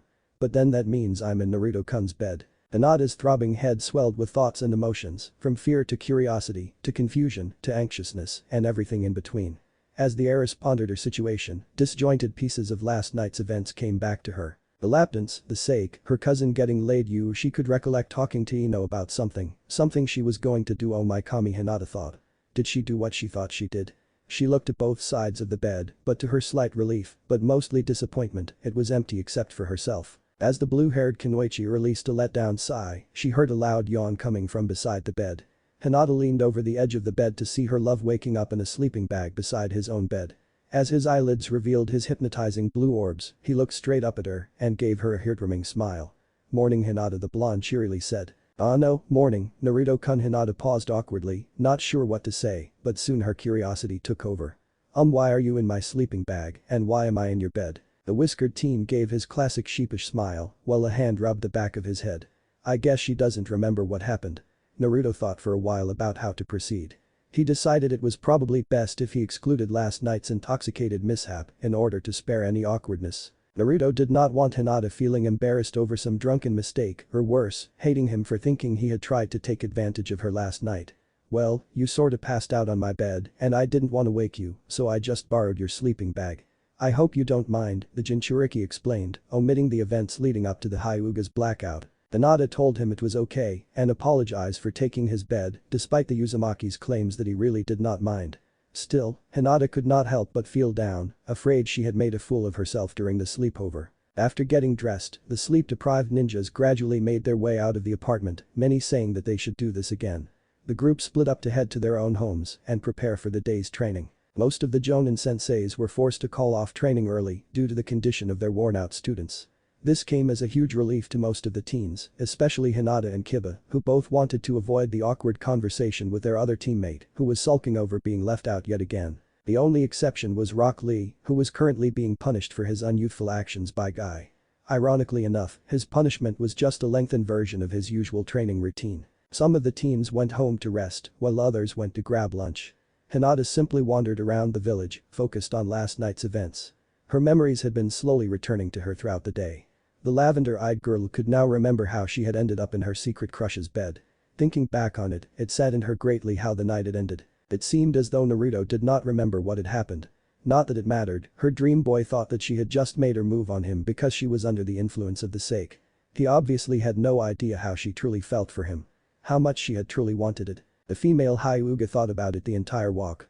She remembered the unjustified jealousy she had felt, the embarrassment at how far she had gone, the gross moment when they had vomited on each other, but most of all she remembered the feeling. The feeling of being all alone with her fantasy standing in front of her, the feeling of being so close to him, the feeling of his strong body under her, of their lips as they were about to meet. She wanted that feeling again.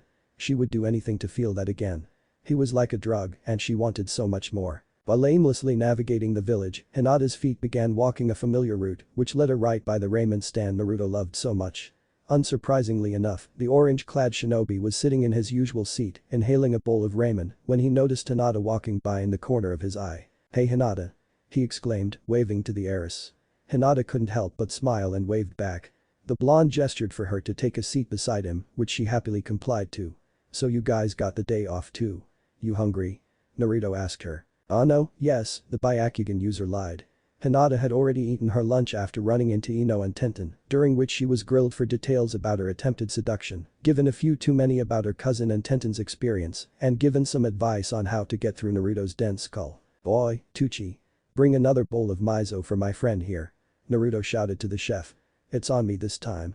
He gave her one of those wide smiles that usually made her heart throb, but Hinata could only think of one thing at the moment. Why are you paying for me, Naruto-kun?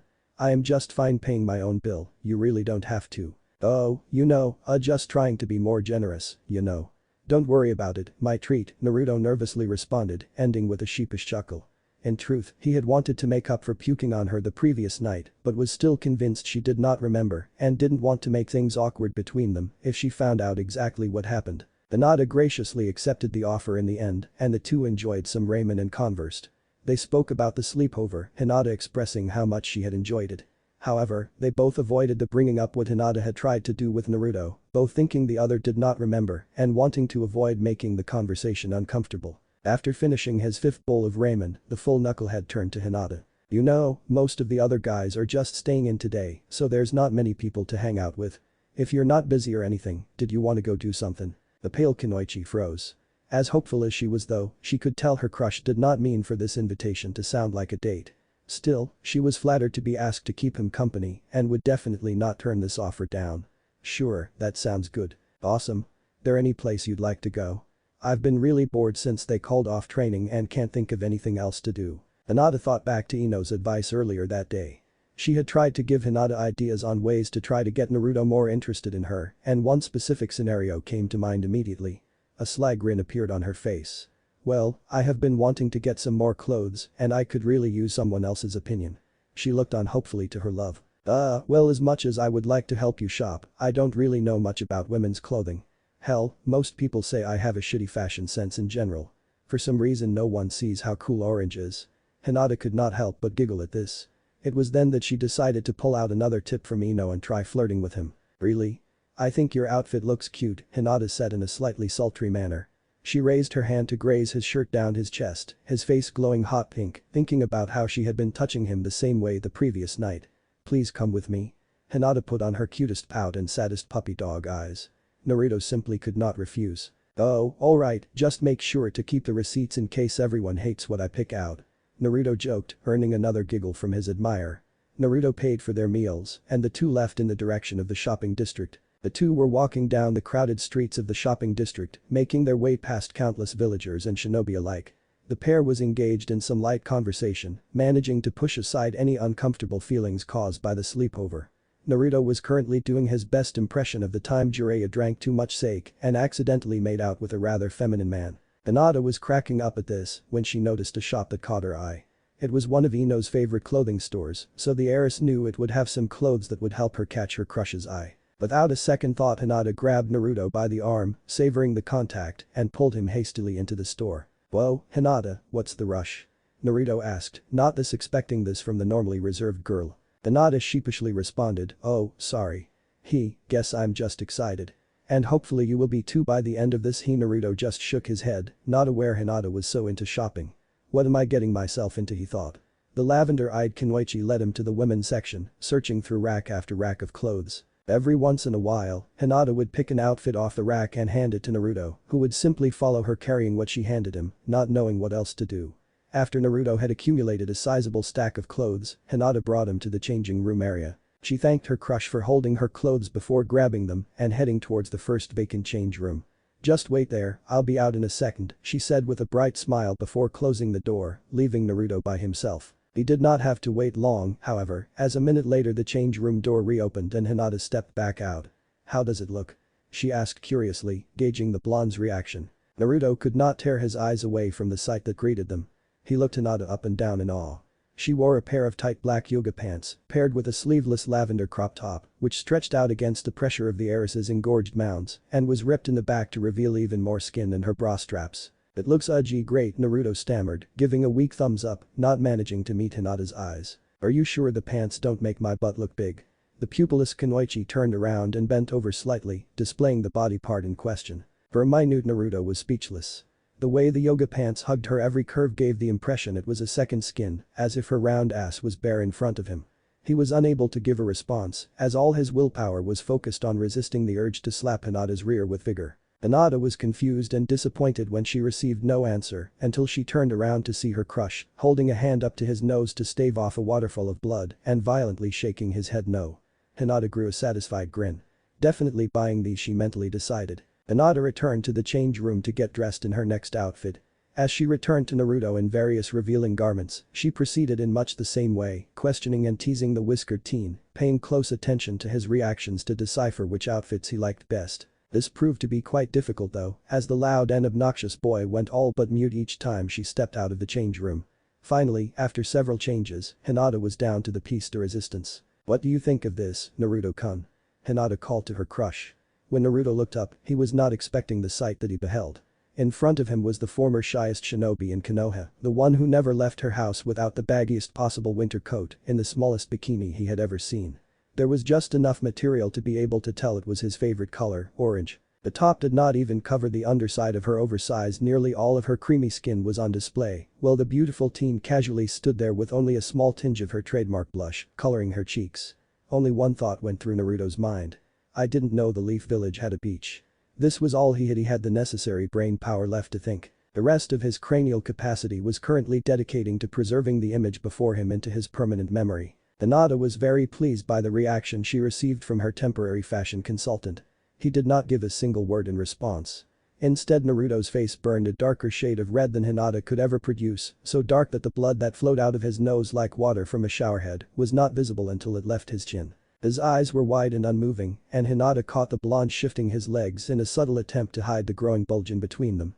That last part really pleased her, and with any luck would continue pleasing her later that night. Hinata turned back and entered the change room for the final time, knowing her crush was not going to be able to give any input anyway. When the door closed between them, blocking them from each other's sight, Hinata wanted nothing more than to activate her taijutsu and get a better view of the growing reaction Naruto was trying to hide.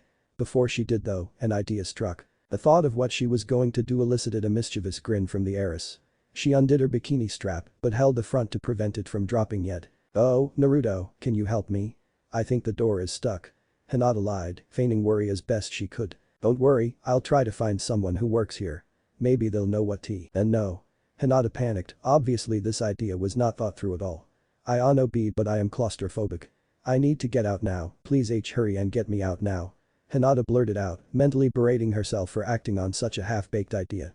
Hopefully this impromptu lie would work. "What is claustrophic?" Naruto thought, donning his squinty-eyed face of confusion. "It means she can't be stuck in confined places, kid. You'd better get to her quick before it's too late." The Kyuubi unexpectedly answered his container's question misleadingly. "What? Oh no, I've gotta save Hinata." With that the Jinchuriki sprung into action, while his demon merely snickered and thought to itself, too easy. Hinata stood beside the door of the change room, ready to slam it shut the second her knight in orange armor opened it. However, this moment never came. Instead, she just heard a loud slam and the enraged shouts of a woman. Apparently, between the distracting clothing and the hero instincts urging him forward, Naruto had forgotten which room Hinata occupied and had kicked down the wrong door. The woman on the other side had obviously been less receptive than Hinata would have been, as she had blown a fuse and violently chased a pervert out of the store. By the time the blue-haired ninja changed and exited the change room, she was disappointed when she was unable to find the blonde anywhere inside or outside of the store. He had most likely fled the area from embarrassment. Hinata attempted to stay positive, she had spent a lot more time with her love and had got some clothes she knew Naruto would like out of it. If his reactions to her new clothes were any indication, perhaps he would even begin seeing her more as a woman than just another friend too. The following days were not as good as Hinata had hoped. Due to missions, she and Naruto had not seen each other much in over a week. When both were in the Leaf Village, neither had time to do more than give the other a passing wave when they saw each other on their way to their next destination. It came as a relief to Hinata when Tsunade had informed her team that she did not have any missions left for them. In fact, the Hokage had supposedly granted all three of the former Genin squads and Team Guy a temporary break from missions, though she did not say why. The answer to that question came soon after the debriefing though, as teammate ran into a certain pink-haired shinobi not far from the Hokage tower. "Yo guys, what's up?" Sakura called cheerily. "Hey Sakura." Kiba answered just as happily. "Nice to see ya, we just got out of the Hokage tower. Had to hand in our report on our last mission." "Great. I just wanted to let you all know that it's Naruto's birthday in 3 days. We're throwing him a surprise party and I'm trying to get the whole gang to come. I would love to come. Hinata said. I shall attend too. Shino said in his usual monotone, though inside he was happy to not be left out for once. I dunno, last time we all hung out together I recall waking up in a cage, Kiba spat out. He crossed his arms and looked away, turning his nose up in discontent. In a flash, Sakura's face went from joyful to threatening. Don't make me get your leash and drag you there, dog boy. I got us all some time off from the Hokage for this. The Hokage's apprentice yelled, fist raised in warning. Kiba nearly pissed himself when he saw the look on her face. Okay. I'll come. The dog breeder exclaimed fearfully. Great to hear it. Now if you'll excuse me, I still have to find Team Guy. See you there. Sakura waved and jogged off. Everyone waved back, with the exception of Kiba, who just let out a sigh of relief when the short-tempered Kunoichi left. After a celebratory lunch at the diner her team would frequent after a successful mission, Hinata's team split and went their separate ways, leaving Hinata alone with her thoughts.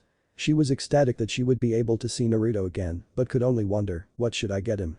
I wonder if there is some sort of present I could get him that might show him the kind of relationship I wish to have with him. But what could I get him that could show my love for him? Not having anything better to do, the lavender-eyed girl walked off towards the shopping district, brainstorming ideas on the way. However, somewhere between the diner and the shopping district, Hinata found herself walking past the bathhouse when a peculiar sight drew her out of her thoughts. Out of the corner of her Byakugan eyes, Hyuga spotted the end of a red robe sticking out of a tree beside the bathhouse fence. Hinata knew immediately who the garment belonged to. Hiro-sennin. Hinata shouted to the unexpecting voyeur. Jiraiya was scared to be found out, usually when women shouted at him while he was peeping bad things happened. He shot out of the tree, landing on his face. Mumbling and rubbing his sore face, he got to his feet, surprised to see who had so rudely interrupted his research. Wait a sec, you're one of Naruto's pals, right? For the love of Kami, don't tell me he's got all of you guys calling me that now. The Toad Sage was tremendously frustrated. It was bad enough that gaki of a student wouldn't stop calling him that, and now it's catching on. He was seriously going to need to get even with the gaki for that. What do you think you're doing, pervert? I'm trying to do some research. Could you keep it down, they'll hear us. Now, if you don't need anything, I would appreciate it if you would leave me alone. The nerve of the man. He's not even going to try to defend himself, has he no shame? I can't believe this man actually taught Naruto.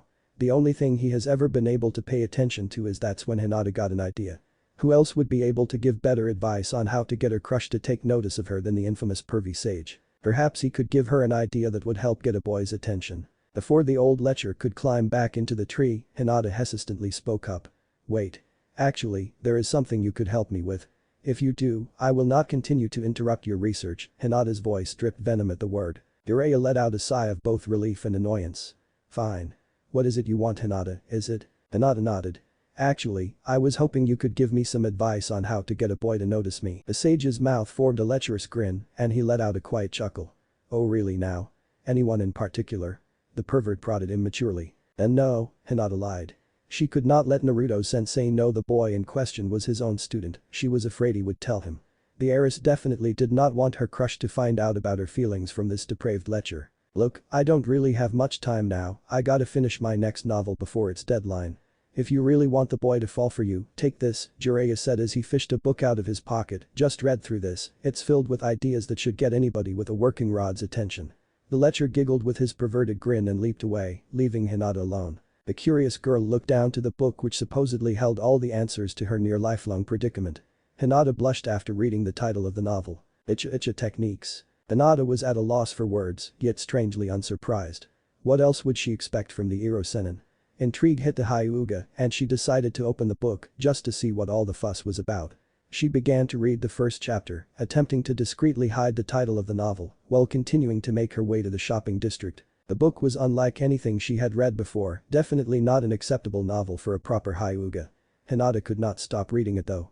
Despite being infamous as smut, the storyline proved too rather compelling and intricate, even quite romantic. By the second chapter, she had reached the first adult scene and it intrigued her even more. Though Hinata did certainly know about the act of sex, the teen had never seen it described so vividly.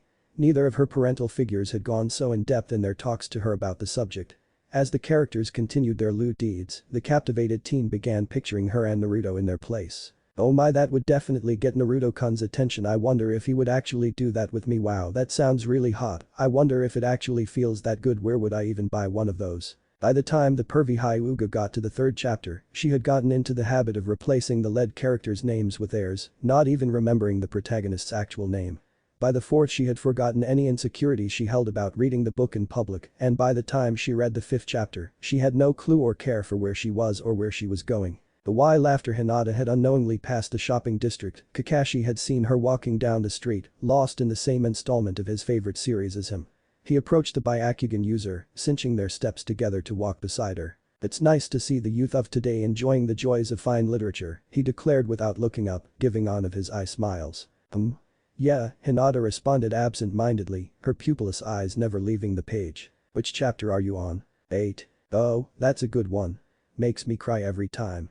Though she was not paying much mind to the cycloptic Jonin beside her, part of Hinata's mind could not help but think cry. But he's always reading one of these books, and I have never seen him get at all emotional over it.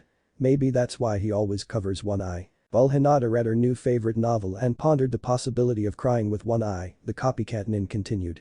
"You must have just started reading then, I won't spoil the rest for you. But may I ask what you're doing all the way out in this training ground? I know your team has the day off, and it does not seem like you are training by yourself either." This broke Hinata out of her trance, her head shooting up in confusion. Indeed, she had walked all the way over to the training grounds, a good mile and a half away from her intended destination.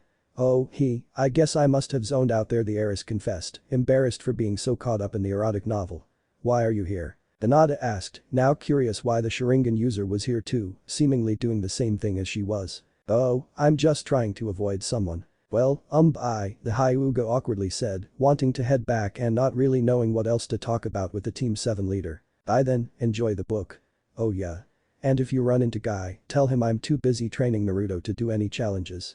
And if you see Naruto, tell him I can't train him because I'm leaving for a mission. And if you see Tsunade, tell her I am too sick to go on any missions today. And if you see Sakura, tell her I'm busy helping Anko with something and can't test out her new food pill. And if you happen to run into Anko, tell her I moved or died on a mission, whichever feels more believable."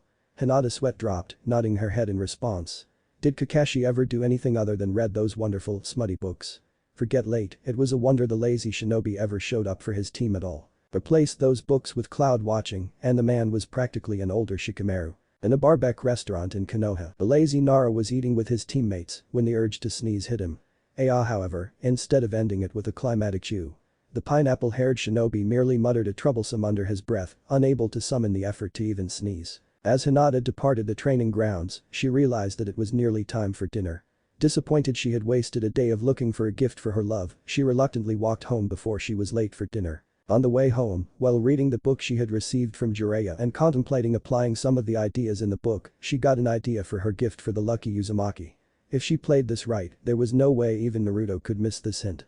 Subtlety be damned. On October 10th, Naruto's apartment was crowded with all his friends and senseis, all waiting for Konoha's #1 knucklehead to return from his daily pilgrimage to Ichiraku's.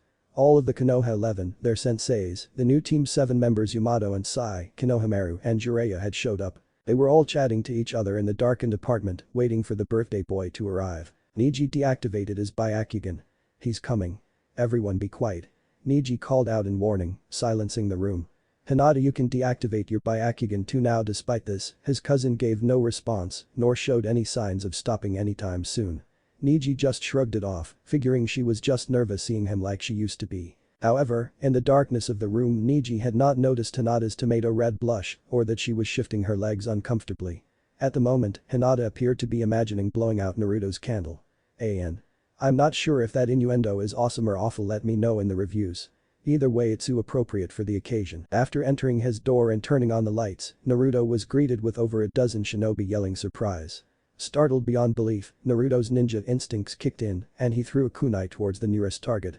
It hit Shino directly in the right shoulder, piercing deep into the skin. This is why ninjas do not throw surprise parties. Sakura had to stop Shino's bleeding and rushed him to the hospital. Shino sulked the entire way, nearly in tears, not due to the pain, but because he was once again being left out. After the blonde had realized who the intruders were, he sheepishly apologized for freaking out and thanked everyone for coming. With that awkwardness out of the way, the festivities began, everyone eating, talking, and having an overall good time. After some time had passed and Sakura had returned from escorting the bug tamer to the hospital, the others decided to begin handing Naruto their presents. There were many presents, some expensive, some handmade, some with a lot of thought put into it, and even a couple gag gifts. Tenten had got Naruto a katana from her father's shop, Sakura bought her teammate an Ichiraku gift card, Lee gave Naruto a spandex suit like his only in orange, while Guy gave him a set of leg weights. When it was Kiba's turn to hand his gift to the whiskered shinobi, Naruto opened the box to find a litter box inside, while Kiba joked about his whiskers, making him look like a kitten. This earned a roaring round of laughter from the other partygoers and an irritated growl from the recipient. Obviously he was attempting to take retribution for all the dog jokes he had been putting up with lately. No one could blame him, the teasing had even followed him in his missions, as Kurenai would often give him commands like a dog in the field. Kiba, stay. Go, fetch the intel boy. Sick him. Come on Kiba, give the client a paw. It was really becoming too much. After the laughter had died down, Hinata handed Naruto her gift. It was a smaller gift, a bit larger than a hand, and rectangular. I hope you like it Naruto-kun. It has lots of new techniques I thought you might like to learn, Hinata told the blonde with a cute smile, though something was a bit off in the way she had said it. Naruto did not notice this though, as he was too excited by the prospect of all the powerful jutsu he could master. A few of the group, such as Neji and Lee, leaned in closer, curious to see what kinds of techniques the hyperactive ninja would be learning. Really thanks Hinata, you're the best. The Jinchuriki proclaimed joyously, beaming in anticipation. He hastily tore through the wrapping paper to find what lay underneath. When the present was revealed, everyone else in the room sweat dropped, while Naruto simply looked confused by the gift. Hinata leaned in close to Naruto and said in a seductive voice, I am available to help you train with the new techniques anytime. This was meant for only Naruto to hear, but the room was so silent that it was clearly audible to everyone, who stood frozen with gaping mouths. Jiraiya and Kiba were leaking blood by the gallons, and judging by Kakashi's now red mask, he was also. Naruto just furrowed his brow in further confusion. Hinata, you sure you didn't mix up the books? This is Iro Sennin's new novel, Naruto said, holding up a copy of Icha Techniques, puzzled as to why Hinata would get him this or how any of what she said made any sense. However, Hinata shook her head to assure him it was the right book. Most of the other shinobi face palmed so hard the slapping sound reverberated 3 blocks away. If Naruto were any more dense, he would create a black hole. Kiba was in tears, mumbling why him. To himself, while Kurenai had to pinch herself, not believing the timid girl she had trained since age 12 could ever be so forward. Jiraiya was currently bawling his eyes out in Kakashi's arms, both crying out that they had failed as teachers. Guy was covering his favorite student's eyes, while Lee was desperately struggling to pry them off, wanting to find out the title of the legendary sage's book of techniques to buy himself a copy, not wanting to be outdone by Naruto. Sai just stood there with his normal fake smile the whole time, thinking yes, Les would be the perfect nickname for him. Konohamaru was confused by the spectacle around him, just as ignorant as Naruto and Lee. Naruto was still trying to make sense of this weird gift. She knows I don't read Iro Sennin's pervy books, and what could she possibly mean by training? However, he was unable to figure anything out as his thoughts were drowned out by the sound of the Kyuubi banging his head against the bars of his cell. Once everyone had calmed down and had agreed Naruto was never going to get the hint, they all continued with the remainders of the presents. Sai had drawn a portrait of their new team, while Ino had got the clueless teen some more fashionable, less orange clothes. Jiraiya had also given Naruto an autographed copy of Icha Techniques, though he made it crystal clear that he would not be helping his apprentice practice any of the techniques, furthering the blonde's confusion. Kakashi had purchased a brand new set of OK, a used set of kunai. How cheap could he be? A few of the people beside him had actually seen him pull them out of his equipment pouch just a minute ago. No one could believe the copycat ninja would give his student such a lame gift, but understood after they noticed him holding yet another copy of Icha Techniques behind his back. Figures. After the rest of the gang gave their gifts, they all moved onto the cake and continued the party. The party was over, and all of Naruto's friends had said their goodbyes and went their separate ways home. To say Hinata was disappointed in the outcome of the party was an understatement. She had greatly underestimated Naruto's denseness. I mean, what does she need to do, rip off her shirt and yell take me now? No, as appealing an option as that was at this point, she would never do such a thing, especially not in a room filled with all of her comrades and teachers. No, she was a Hyuga, she still had some decency, though she was definitely going to have to take a more direct approach. It would be so much easier for the heiress if she could just say those 3 kami-forsaken words I love you. I love you. Maybe then she could finally get laid noticed. Yes, noticed all over his apartment, crying out his name with her ass in the air like with Riku and Kitsumi in Chapter K. Maybe she was reading a little bit too much Icha, it was starting to affect her brain. What just added insult to injury, however, was that both copies of the book given to Naruto were taken when everyone was beginning to leave. Obviously all eyes went to Kakashi when the ninjas noticed the novels were missing, however everyone quickly abandoned that suspicion after the Cyclops reminded them all that he already had 3 copies of the novel, why would he need to steal more? Still, Hinata could not help but wonder what kind of ass would steal someone's birthday presents during their party. The street somewhere in Konoha. Oh man, wait till the boss sees all the cool new techniques I learn. I'm sure big brother Naruto won't mind me borrowing his books for a little while, Besides, by the time I'm done reading them, I'll be able to kick his butt with my awesome new jutsu. Weird, I think these are some kind of combo attacks. I've never heard of anyone doing that in battle though, maybe Mogi and Yuden can help me train. The sweaty and exhausted Naruto, unable to support himself anymore, lied down attempting to rest his worn-out body. That was awesome the blonde declared between labored breaths. Yes it was, an equally drained Hinata panted out, lying beside Naruto. How long were we at it for? A few hours at least. I didn't think it would be this exhausting, the orange-clad shinobi said in wonder. I know I still can't feel my legs. You were amazing, Hinata. You too As Hinata lied there next to Naruto, she could not help but be happy to be so close to the blonde. While Hinata attempted to catch her breath, she thought back to how she ended up in this situation with her longtime crush. Earlier that day, Hinata walked down one of the many crowded streets of the village hidden in the leaves. She had just left the Hokage Tower, where Tsunade told her team that she did not have any missions for them today.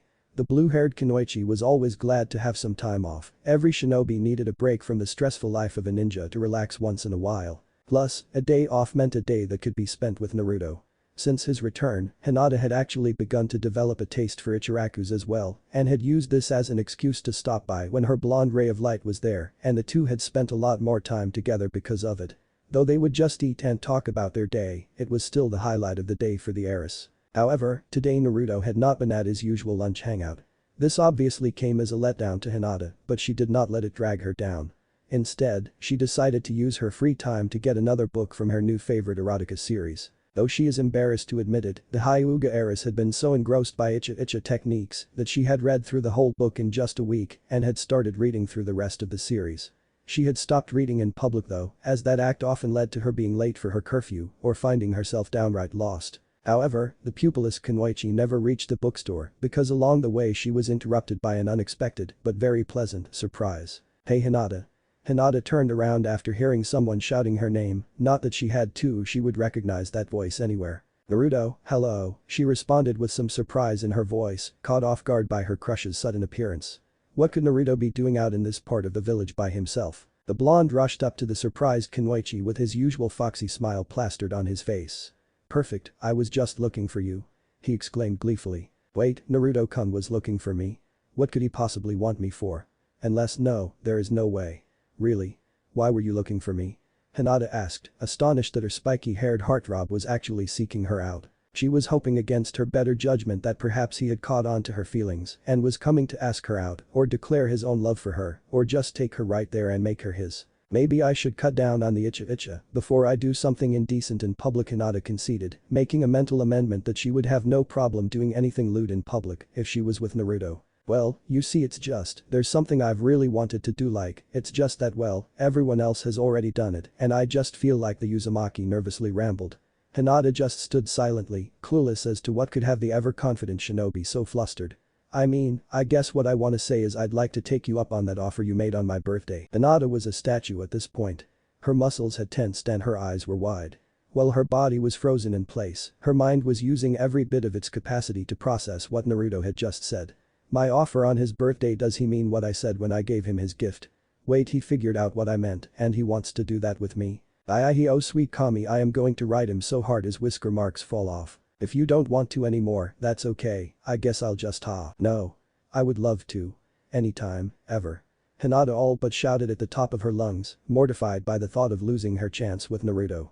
When she saw her lover 2B's look of shock, she realized she had just yelled her response at him and blushed furiously. Oh no, now he's going to think I am some sort of easy whore. I hope he does not change his mind. Fortunately for Hinata, Naruto just shook his head and beamed back at the girl, happy she had agreed. Great. Let's go. The Uzumaki exclaimed. Right now? Hinata responded, shocked by the suddenness of the blonde's request. Not that she was complaining though. Yeah, why not? You said you were free anytime, right? Naruto said as he grabbed the scarlet-faced Kunoichi by the wrist. She had indeed said that. Hinata was only able to get out a startled meep as the orange-clad shinobi began pulling her down the street. As the orange and lavender blurs flew through the town streets, the lavender blur's mind was racing. She thought about how suddenly Naruto had taken her up on her offer. She thought about how she had not even expected the blonde to catch her innuendo. She thought about what they were about to do with each other thoroughly. During their sprint through the town, something in particular that Naruto had said crossed her mind. Wait, everyone else has already done it. They were ninjas, they were taught to kill with lethal weapons at 10 and could be thrown into situations where they would have 2 by 12. Shinobi grew up fast and in many cases died fast, so they usually held few reservations when it came to sex. Losing your virginity young was not uncommon in their profession, though Hinata still could not believe everyone else of their group had already done it. I know Tenten and Niji had their thing at Naruto-kun's sleepover. Ino's told me about some of her past boyfriends, a little bit too much, and I have been suspicious of Shikamaru and Tamari's relationship, but even Lee. And I always thought Sakura would hold out for Sasuke. I know she's still delusionally in love with him. And Shino shudder, I wonder if he has any of his bugs down there. While the horrified teen attempted to ward off the disgusting mental image, she realized a detail she had nearly missed. Wait, everyone else has already done it.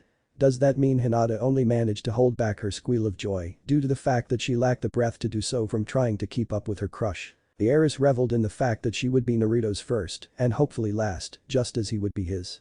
Hinata could never imagine giving her virginity to anyone but her love, but she had to give out a silent but grateful thank you to whatever god had performed the miracle of keeping the blonde hunk in front of her from losing his during his 2-year road trip with the biggest pervert in the 5 elemental nations. The blue-haired Chunin was so caught up in her own thoughts she had not noticed until Naruto stopped that they had not been traveling in the direction of his apartment.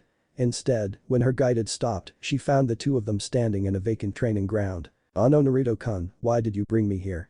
Hinata asked, confusion dominating her eyes. "Well, I use this training field a lot when I practice alone, and no one else ever seems to use it, so I figured it was as good a place as any," the blonde said, shrugging. He cannot possibly mean he wants to hear. Hinata froze in fear and nervousness. She had definitely not pictured her first time being in public.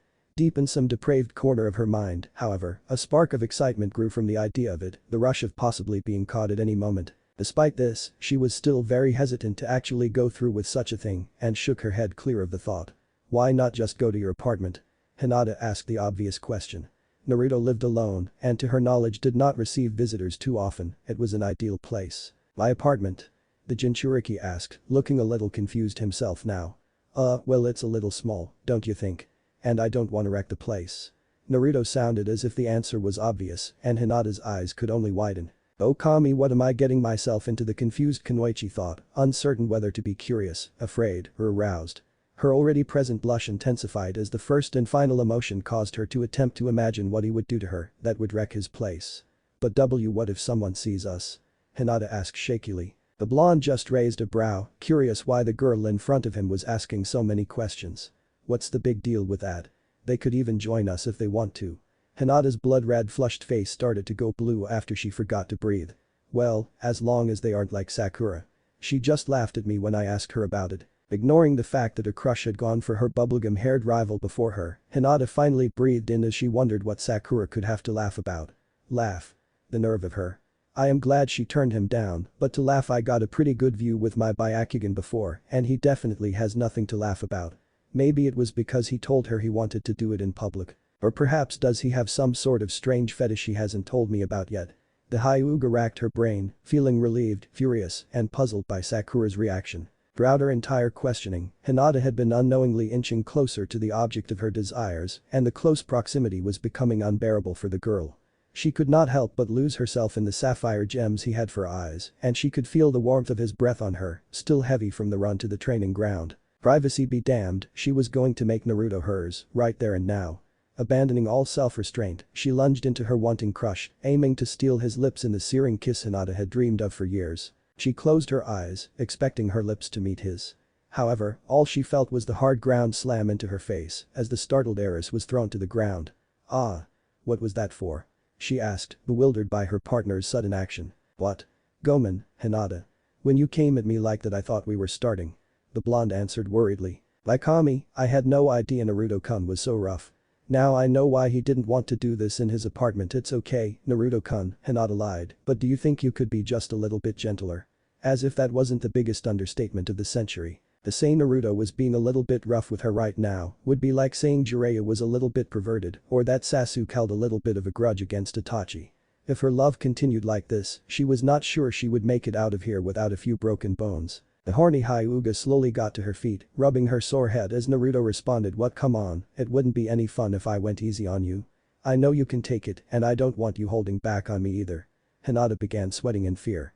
Her feet were glued to where they stood and her eyes were wide like dinner plates. She silently made out her will. She obviously left everything to Naruto, except for a couple small things for Neji and Hanabi to remember her by. However, all of the scared Kunoichi's fear melted into confusion after her rough love's next sentence. "There was something I was hoping to try today, but we can start off with a little spar if you really want to." "Spar?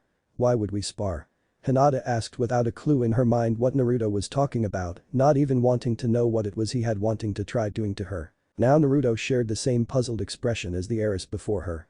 "You said that you wanted to train with me, right?" the ignorant knucklehead questioned. Hinata merely sweat dropped. "So that was what he wanted me for. So he didn't figure out what I was trying to imply?" Hinata realized. A wave of relief swept over her as her body relaxed. She was too relieved to even feel upset in the slightest that she and Naruto were not going to be doing anything intimate with each other.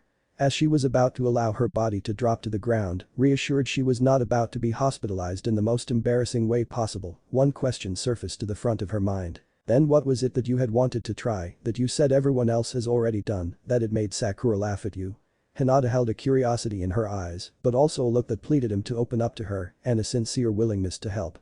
Naruto knew she would not think less of him for this, though he was still a little bit nervous telling her what was on his mind. The orange-clad started rubbing the back of his neck, averting his gaze from Hinata. He began to explain his intentions in a somewhat embarrassed tone. "Well, you see, it's just that I know this probably sounds stupid," but Naruto paused for a few seconds before letting out a loud sigh, his expression turning slowly from nervous to solemn and thoughtful. "The other day, I was talking with some of the others and somehow we started talking about how I was the only one who hadn't made Chunin yet. It just made me realize how far behind I've always been behind everybody. I was always dead last in the academy, I was the last one to graduate and become a genin, and now I'm gonna be the last one to become chunin. I'll probably be the last one of us to get promoted to jonin too. Heck, I failed the academy final exam 3 times, no one else in the class had to take it a second time, and even when I did pass, it was just on an exception. I know I learned the shadow clone technique and a bunch more advanced jutsu, but I was never even able to still am not able to even perform the clone technique. It just feels like I've been taking all these weird shortcuts, skipping all the basic skills I could never really get down, and I feel like I'll never really be able to catch up to any of you guys until I stop giving up whenever I hit a roadblock, cause you know I never give up. That's why I wanted to see if I could go back and catch up to you guys, starting with the clone jutsu, that is, if you'll help me." "Of course I will, Naruto-kun," Hinata responded, her eyes shining with sincerity. She was extremely moved by her crush's speech and determination, it was the reason she had fallen in love with him. A small smile tugged at the Jinchuriki's lips and Hinata could not help but smile sweetly back. And that is how the two came to their present situation, each lying on the ground, sweaty and exhausted. It had taken a little while, but Naruto was finally able to create his first successful clone. He had been so excited that he had actually run up and hugged Hinata, much to her enjoyment. As there was still most of the day left at this point, the two had decided to train a while longer. After a few hours of sparring, even the stamina freak of the leaf was gasping for air. While the pair recharged, Naruto was in the middle of a pride-fueled rambling about what he would be doing next. "And then I'll finally have to learn to use the Rasengan with one hand. And then I'll." Hinata, on the other hand, was just lying in a silent trance. The heiress could not tear her gaze from her crush's bright smile. She felt as if she was floating, knowing that she had helped put that smile on the blonde's face. The blue-haired teen was broken out of her trance as her training partner slowly got to his feet and turned to her. Naruto, still grinning his foxy grin, bent down and offered a hand to the drained Hyuga. Hinata happily accepted, placing her small, feminine hand into his larger, calloused one. She basked in the warmth she received as her love gripped her hand and pulled her up. As she was raised to her feet, she thought to herself, "I cannot believe this. Naruto-kun's holding my hand 2 years ago, I would have fainted the instant we touched.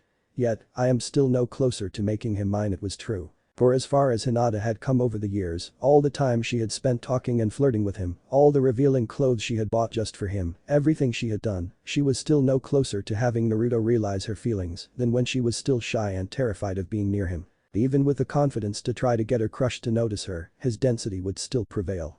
Hell, the last time she had attempted to seduce the knucklehead it had ended with the two of them training.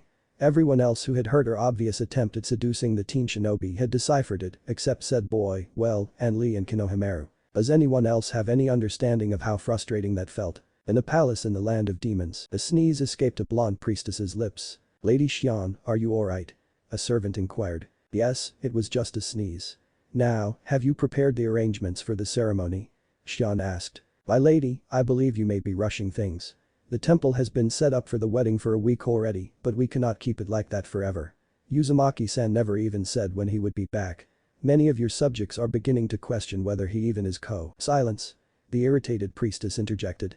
He will be back.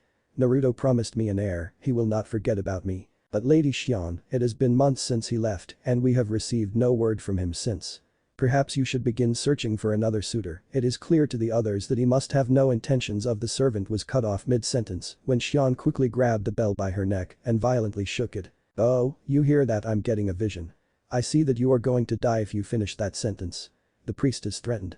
The now sweating servant shut his mouth as he bowed and hurriedly exited the priestess's chambers. Back at the training ground, while Hinata was reflecting to herself, the Jinchuriki in front of her spoke up. So, what do you want to do now, Hinata? The blonde looked expectantly at her, awaiting an answer. However, the response Naruto received was one he had not witnessed in a long time. Hinata's grip on his hand loosened as she began to sway back and forth, until thud. After an over 2-year streak, Hinata fainted. Naruto's eyes widened as she fell back to the ground. The orange-clad ninja panicked and rushed to her side. Hinata, are you okay, Hinata? Hinata. Naruto was perplexed, he had not seen this coming. Since he had arrived back in the village from his trip, he had yet to see Hinata faint like she used to. He had assumed she had finally gotten over whatever recurring illness had been causing it, but apparently this was not so. The unconscious girl was showing no signs of waking up. Naruto panicked, he had no medical ninja skills, but he knew he could not just leave Hinata lying on the ground like this. What if she had suffered heat stroke? Sitting out in the sun certainly would not help. Or perhaps it was just exhaustion or dehydration from the training. Regardless of what it was, Naruto knew that the passed-out Kunoichi needed some help and resolved to take her someplace where she could be better cared for. The worried blonde got onto one knee and picked up his sleeping friend bridal style before taking off towards the village. Unbeknownst to him, the girl he was carrying was currently fighting off a smirk from appearing on her face. Yes, Hinata was very much conscious. While the heiress was reminiscing over her old timid habits, she remembered all the times she would faint around the object of her desires. The part she would enjoy remembering was how Naruto had always seemed so concerned for her. He had never ignored her when she was unconscious and always made sure she was okay. This gave Hinata an idea, and so far it had been worth the uncushioned fall just to be held in the arms of the boy who already held her heart. This was not the first time Naruto had carried Hinata, though it was the first time it had happened while she was secretly conscious and she loved her crush touch. In fact, she desperately wanted more. Noticing that the boy's right hand was only inches away from her butt, Hinata thought that perhaps, if she subtly shifted her weight a bit, maybe she could land his hand there. Thud. Uh-oh, sorry about that, Hinata. Naruto apologized sheepishly. Bad idea. The unexpected squirming from Hinata had caused Naruto to lose his grip and accidentally drop her. When the boy noticed that the pupilless Kunoichi was still out of it, he shrugged off her movements, figuring she just fidgets in her sleep. He picked her back up and continued towards his destination. After 15 blissful minutes of traveling through the village in the embrace of her crush, Hinata felt Naruto stop and heard the opening of a door. She mentally crossed her fingers. If the lack of Hyuga gourds interrogating Naruto were any indication, her plan seemed to be working. Hinata knew Naruto, being the kind-hearted soul he was, would take care of her had she fainted again. Hinata knew how much Naruto detested hospitals and figured he would most likely avoid going to one unless something more serious had happened. That only left his apartment or the Hyuga compound, and Naruto's apartment was much closer to the training field than her house. Soon Hinata felt her body gently make contact with a soft surface, followed by the closing of a door. Hinata slowly opened an eye by a tiny slit. She could have utilized her Byakugan to survey her surroundings without the need to open her eyes, but she figured the pulsating veins on her face would be easier to spot. Hinata's peek confirmed two things. That this was indeed not her home but Naruto's, and that he had currently left the room. Extremely proud of her plan, a grin stretched across Hinata's face as she opened her eyes and sat up. As she took a quick look around, she realized that she was seated in Naruto's bedroom, right on top of his bed. This is going too perfectly, she mentally cheered. Time for phase 2. Ever since Naruto had come back, Hinata had had one goal and one goal only, and that goal was Naruto. She had tried so hard, been so confident, done everything she could think of to win over her oblivious love, so far to no prevail. Hinata was tired of the waiting, tired of the letdowns, tired of the suspense, tired of the misunderstandings, tired of it all. Now she had Naruto right where she wanted him, and she was going to make sure there would be no uncertainty and no misunderstandings this time. She was going to make Naruto hers today. With a few swift moves, Hinata's sweaty mesh shirt and capri pants found their way to the floor, leaving her in only her lavender bra and panties. After all, she had to leave something for her clueless heartthrob to take off of her, it wouldn't be fun if she did all the work. She waited there in her underwear, her smooth milky white skin still glistening from the sweaty perspiration running down it. She patted down her hair, which was still somewhat messy from their sparring, and attempted to lie in the most alluring pose possible. She was on her side, with one slender leg crossed slightly over the other. One of her elbows was supporting her upper body, while the hand of her other arm was lightly tracing her curvaceous form. Hinata arched her back slightly to stick her already large chest out a little more, her nearly spilling out of their confines. Hinata hoped Naruto would find her as tempting and irresistible as she found him and waited there for him to return to take care of her. And waited. And waited. After some time had passed, Hinata began to worry why the apartment's inhabitant had yet to return to his supposedly unconscious guest. Out of curiosity the Hyuga activated her Kekkei Genkai and scouted out the apartment. To her surprise, it was empty except for her.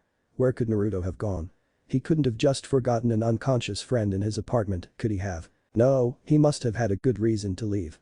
One thing was for sure. He would need to come back.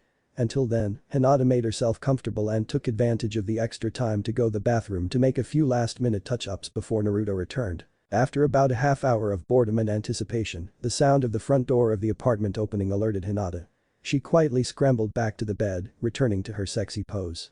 After the longest seconds of Hinata's life, her spiky-haired idol entered the room with unexpected company. "Thanks again Sakura, she's right in here. I'm not sure what she's got, this is the first time this has happened." Naruto paused after the medical ninja froze in his doorway with wide eyes and a gaping mouth.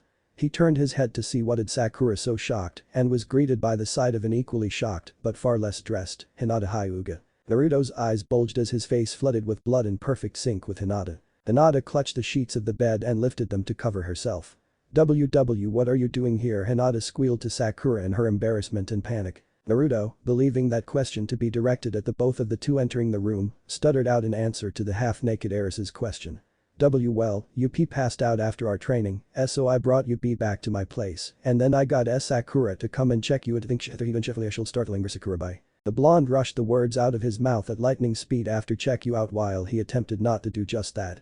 Before Hinata or Sakura could utter another word the Jinchuriki had ran out of the room, shutting the door behind him and plugging up a massive nosebleed with his hand. When Naruto had told Sakura that Hinata had fainted, she had been skeptical at first, given her habit of doing that around her crush. However, considering she had not passed out once since his return, the medic was concerned it might actually be something serious this time. However, Sakura could easily tell now that this was not the case. She had a pretty good idea of what Hinata was trying to do, even if Naruto was still as oblivious as ever. Knowing that her healing prowess would not be needed, Sakura merely gave Hinata a sympathetic look, silently apologizing for ruining whatever plan she had concocted. Hinata did not see this though, as her eyes were downcast in disappointment while she sighed and dressed herself in her discarded clothes. Too embarrassed and saddened to say anything to Sakura, she decided to spare herself any further humiliation by just leaving out the window, abandoning her stupid plan. As she leapt away, she could not help but wonder what that spiky white bush on Naruto's balcony was and why she could have sworn she heard it giggling. Sighing also, Sakura headed back to Naruto's living room to tell the shinobi that Hinata was fine and had just left. When everyone within eyesight was gone, Jiraiya got up from the spot where he was curled up outside Naruto's window, his spiky white hair retreating. The raging lion's mane makes better camouflage than I thought, the pervert mused to himself, reviewing the notes he had taken as he too left. In the east end of Konoha, among the many shops and stands which had closed for the night, lied a bar bustling with customers. The bar was nothing special, just a little tavern started by a member of the Revo clan, just after the Third Shinobi War. The Revo clan kept ownership of the bar, named Hidden Horizon, since whatever members were free from missions pitching in to run the place. It had not been renovated much, if at all, since its opening, which gave the establishment a rustic feel. Though it was not exclusive, the bar was mostly frequented by the shinobi of the village. Many of them would come after a stressful mission to unwind and down a few cups of sake. What the ninjas appreciated most about the Hidden Horizon was that it was one of very few ninja-run bars in Konoha, the next closest being nearly on the opposite end of the town. This always meant the shinobi would have a sympathetic bartender who understood the hardships of their line of work, giving the patron someone to talk to about their recent missions, and the revos would often give a free round or two to those who had been through an especially difficult or unfortunate battle. Now, while the bar was by no means struggling, it had not usually had the volume of business it had been receiving recently. Why was it so busy? Well, a while back, the bar had been unofficially designated as the meeting place for the shinobi to share and gamble on the hottest gossip that had spread through the village in years. Many ninja men in Kunoichi had a good amount of money riding on the bets and could not afford to miss an update. Whether good news or bad news for them, it was bound to be worth hearing. A ponytailed nin with a large scar across his nose walked through the bar doors and up to the counter, where the Hokage herself was sitting on a stool in front of a cluster of empty cups. "Yo Tsunade, I was just at Ichiraku's and they said they want to get in on this. Tucci says 3 more weeks for 7,000 ryo and AM's putting 4,000 ryo on public," Iruka told Tsunade. "What is it that the citizens of the Leaf Village are betting on?" None other than Konoha's favorite would-be couple, Naruto Uzumaki and Hinata Hyuga. It all started a while back. Flashback. It was an average business day for the Hidden Horizon, a good handful of shinobi drowning away their troubles with their comrades. On this particular night, Tsunade had managed to slip by Shizune and avoid doing her paperwork. So she decided to relax by indulging in her second favorite vice. Sake. When the Hokage entered the bar, she was given a friendly greeting from the barkeep. Many of the Revo clan knew their Hokage quite well, as she was one of their best customers. Tsunade took her usual seat and was handed a cup of her usual drink before she could even order. The busty Hokage had really come to love the service here. Perhaps if she gave the clan some extra funds, she could convince them to open another location closer to the Hokage Tower. The unseemingly old Senju was broken out of her thoughts by the sound of some familiar laughter. A few seats away from her sat the Jonin senseis of the Konoha 12. Guy and Asuma were laughing their asses off over something the copycat nin had shared with them, while Kurenai ashamedly stifled a reluctant giggle. Tsunade already knew what they must be talking about, it was no secret. A ninja of the village had spread news of Naruto and Hinata's misadventures quite quickly. Nearly everything the two had done would soon circulate among the village shinobi. Between at least one of their senseis inadvertently witnessing many of their antics or hearing about them from their other students, to the fact that Konoha's own gossip nin, Ino Yamanaka, was Hinata's personal advisor in most of her scheming, the rumors were well known outside of their personal circle. From the 4 senseis' accounts of their training mishap, to Sakura blabbing about the state she found the heiress in when she went to Naruto's apartment to heal her, to Iruka relaying what he heard about some of their conversations at Ichiraku's from the proprietor himself, the other ninja of the village stayed in the loop to what was going on between the pair. All the shinobi knew enough about stealth and secrecy to keep from talking about the two in public, lest one of the pair overhear or worse, a Hyuga who knows how they would react. This bar was a safe spot where they could indulge freely in the newest gossip regarding the young ninjas. Since the teens were still too young to drink, there was no risk in running into either of them there, and everyone figured the old tavern was not high class enough for any of the oh-so-noble and snobbish Hyuga clan to be caught dead in. The Hidden Horizon was the haven where everyone could have a good laugh over the latest stories they heard, and nobody enjoyed these stories more than the people who knew the two the best. Their senseis. The 4 always came straight to the tavern after finishing with their squad's training or missions to talk about the subject that always managed to bring the 4 together like old times. The gossip they shared usually led to in-depth conversations, whether it be about the unlikely pair, their own younger days, or sometimes heated debates over whether the two would ever get together. And that is how it all started. Naruto's gonna catch on sooner or later, he can't be that boneheaded. Easy for you to say, you weren't the one who had to teach him. You know he once asked me why I only have one Sharingan eye, and I told him it was because I was half Uchiha. The kid believed me. I'm fairly certain that's not how Kekkei Genkais work. It doesn't matter, I know Hinata, and she's come a long way from the timid little girl she was when she joined my team. When she's determined, she's just like Naruto, she won't give up until she achieves it. I am sure she'll find a way to get through Naruto's thick skull. Please, there's a better chance of Shikamaru volunteering for, well, anything really. If she would just find the backbone to actually speak up to the knucklehead and ask him out or something, they'd probably already be together. Hey. Don't say that about my student. You have no idea how hard it is for her to go as far as she already has. Besides, anyone else with half a brain could have picked up on her feelings easily. If she was in love with any other boy, they would already be going out. I think something in all that ramen Naruto eats has been killing his brain cells. The power of youth shall triumph over all obstacles. Hinata must let the flames of her love burn bright enough for Naruto to see, only then can they join to share the springtime of their youths. Exactly, like I was saying, Naruto's not that boneheaded, he's bound to catch on with the way Hinata's been coming on to him. I'll bet the two of them are together by the end of the week. Tsunade's ears immediately perked at the mention of the woman's favorite vice. Gambling. She slid down to the senseis and asked, how much money are we talking here? Within minutes, each of the senseis found their wallets emptied, betting their hard-earned cash on how long, if ever, it would take for Naruto and Hinata to get together. A few nearby ninja who were in the know about the rumors decided to get in on the action too. Soon, the patrons of the bar had set up a pool, placing their bets on how long it would take for the two to start going out. Given their reputations, Hinata's as heiress of the Hyuga clan and Naruto's as the Nine-Tailed Jinchuriki and apprentice of one of the legendary Sennin, most of the village were familiar enough with the two characters to be eager to put some money down on their own estimates. For a while, this satisfied the ninja of the leaf. Many shinobi would be anxious to head down to the Hidden Horizon to hear the latest update on their favorite Chunin and Genin.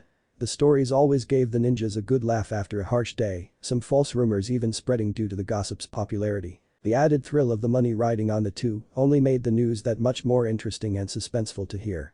However, this rush eventually wore off as the pool quickly became boring to most of the men and women involved. Another week would pass, another group of people would be out of cash. Fortunately, the rumors kept getting juicier and juicier, which kept the gamblers entertained. At one point, after losing his earnings from his latest mission, one ninja started attempting to make some other bets in an attempt to win his money back. This caught the interest of many of the other bar customers, and soon, bets were being made on many different aspects of the blue-haired Kunoichi and orange-clad shinobi's relationship. With the way the latest exploits of the two was becoming increasingly adult, many of the bets became sexual also. The question was no longer when or if the two would start dating, but when or if Hinata would finally get the slow Uzumaki out of his pants. So the shinobi placed their bets. They bet on everything, and I mean everything. There were people betting who would be the one to initiate their future lovemaking. They bet on whether Hinata would have to break into the blonde's apartment in his sleep to finally get some, and of course there was the ever-popular Naruto is gay option. They even bet on whether the two would be able to make it to the bedroom or if they would just get it on in public. Which brings us back to the present. Back in the present, the Otsune'd, I was just at Ichiraku's and they said they want to get in on this.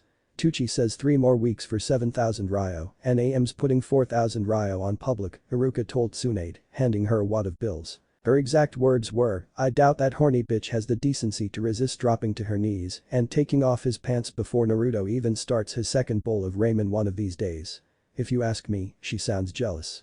I think she might have developed a little crush on Naruto herself, Iruka said chuckling. Well, I can't blame her, Tsune'd replied, accepting the bills from the academy teacher since she had eagerly accepted the role of bookie since the beginning of the pool. He has become quite good looking for a gaki and she's seen him nearly every day for Kami knows how many years. Anyone wanna bet on AM stealing the kid from Hinata? Tsune'd hollered to the bar patrons. She eyed the chalkboard set up behind the counter, searching for a blank space.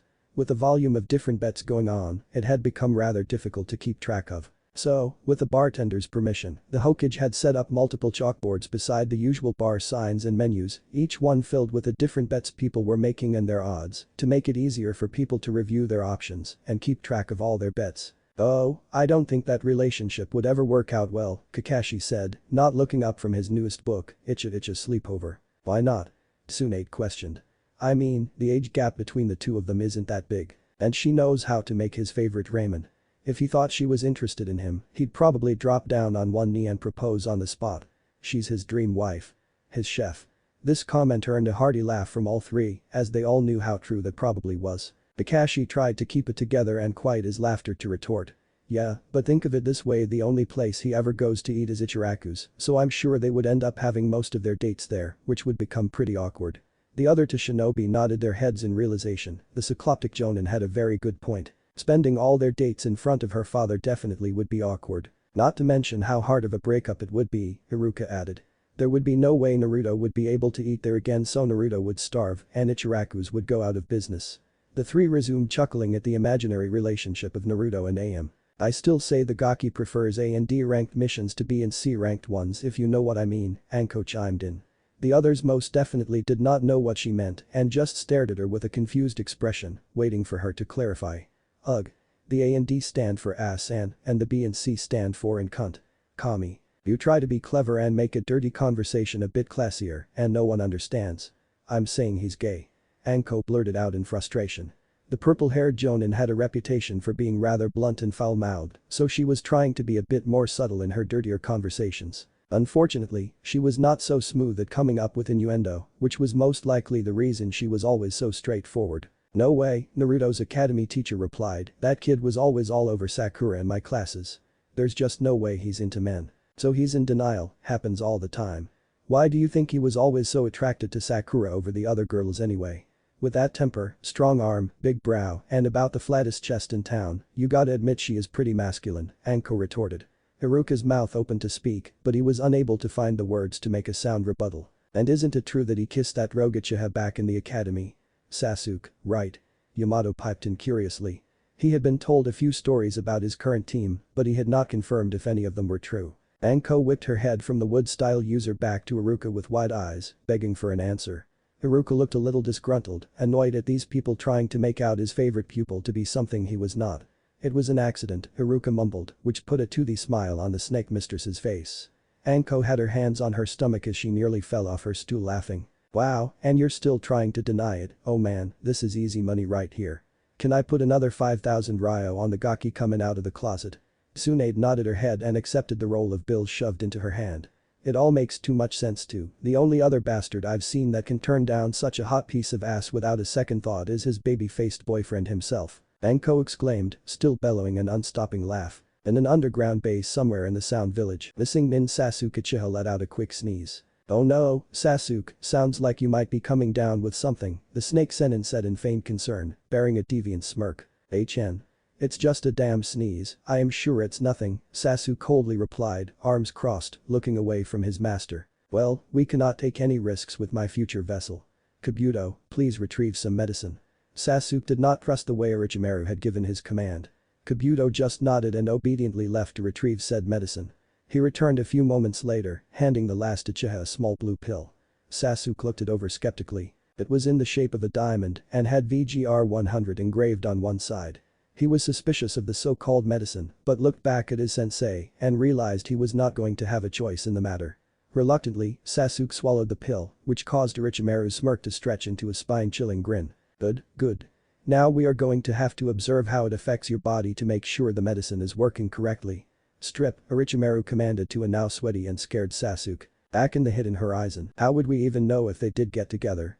Hell, they could be going at it like rabbits right now for all we know, Asuma questioned Tsunade. Even though so many of their exploits had leaked to the public of Konoha, there was still the chance that the two could have done something unnoticed by anyone else. That chance, Tsunade responded confidently. I've had a team of Anbu tailing those two for a while now. If those two so much as breathe on each other, I'll know before Naruto even catches on. Tsunade laughed along with the shinobi around her at her joke at Naruto's expense. And they're also making sure no one tries to cheat and tell Naruto what's going on with Hinata. Tsunade glared at Izumo and Katetsu as she said this. The pair met her harsh eyes and looked away. They had, in fact, attempted to do just that a couple weeks ago. The duo were on gate duty when the whiskered teen happened to be returning from a mission. Katetsu attempted pull Naruto away for a private word as Izumo distracted his team for the moment. That is, until a pair of Anbu appeared and informed them that the Hokage had summoned them. Suffice to say, the Hokage had not been expecting the two, and their meeting had not been pleasant when the Anbu members informed her why they brought them there. The two Chunin had been sent out of the village on the worst missions available for the next 2 weeks. So don't try to use that excuse to back out on your bet. The Hokage sternly said to the chain-smoking sensei. Asuma just grumbled and walked out of the bar, most likely for a smoke. I'm surprised Jiraiya hasn't been begging you for that job all this time, Kakashi joked, his visible eye closing in a happy expression. Tsunade merely rested her head in her hand, releasing a frustrated grunt. Don't remind me about him. He's already been caught trying to steal an Anbu uniform from their locker room 3 times. The rest of the shinobi sweat dropped. Figures was the one thought that ran through their minds. Well, I suppose that would be the first time the pervert ever broke into a men's locker room, Kurenai jested. The rest of the ninja joined in her laughter, except for Tsunade, who just sounded more frustrated. Actually, the 3rd time was in the Kunoichi Anbu locker room. The laughter slowly died as everyone's sweat dropped again. I honestly don't think he was trying to get a uniform that time. As the shinobi continued their drinking and gambling, waiting to hear the newest update on the teen shinobi that were talk of the town recently, the last person anyone would have expected walked in, Hiashi Hyuga. As the clan head stepped through the doors of the tavern, every patron facing his way went silent, frozen completely on the spot. As Hiashi entered, he took note of the silence, raising a suspicious brow. This decrease in volume did not go unnoticed by Tsunade either, who turned around to see what had shut everyone up. She too was shocked beyond belief when she caught none other than the head of the prestigious Hyuga clan entering the establishment. Damn. What could Hiashi possibly be doing in a place like this? A branch member, maybe, but the freaking head of the clan, this could ruin everything. The Hokage mentally panicked. She spun around with speed rivaled only by Guy and whispered in a hushed and terrified voice, "Quick. Hide the boards." Yamato nodded in understanding and equal worry. While Hiashi was looking away, he made a few hand signs under the counter and suddenly the chalkboards which displayed the bets the shinobi had been making on the unexpected customer's daughter seemed to sink into the shifting wooden walls. Where there were once chalkboards, there was now bare wall. The ever-stoic clan head walked up and took a seat beside the Hokage. "Hiashi-sama, what brings you here?" Tsunade attempted to ask casually, though it came out sounding nervous as hell. The blonde Kunoichi flashed a shaky fake smile to the Hyuga head. Hiashi's emotionless face was unchanging like stone. "I could ask you the same thing," he said in his usual monotone, though it was clear the man was not pleased with the fact that their Hokage spent so much time drinking in bars. "But if you must know, I have been hearing word that certain rumors have been spreading about none other than my eldest daughter." Every other ninja in the bar began to sweat, holding their breath in fear of being found out and what the Hyuga's response would be to what they were doing. "My sources have informed me that most of these rumors seem to have originated from this very establishment," Hiashi said as stoically as ever, glancing around the building at the paling shinobi, who did not dare meet his gaze. "And what is more, is that I have been told that the people spreading these rumors have been illegally gambling on the outcomes of my daughter's most recent actions." It was always tough to tell just how angry the Hyuga head was, as the proper clansman was trained to hide such emotions from others.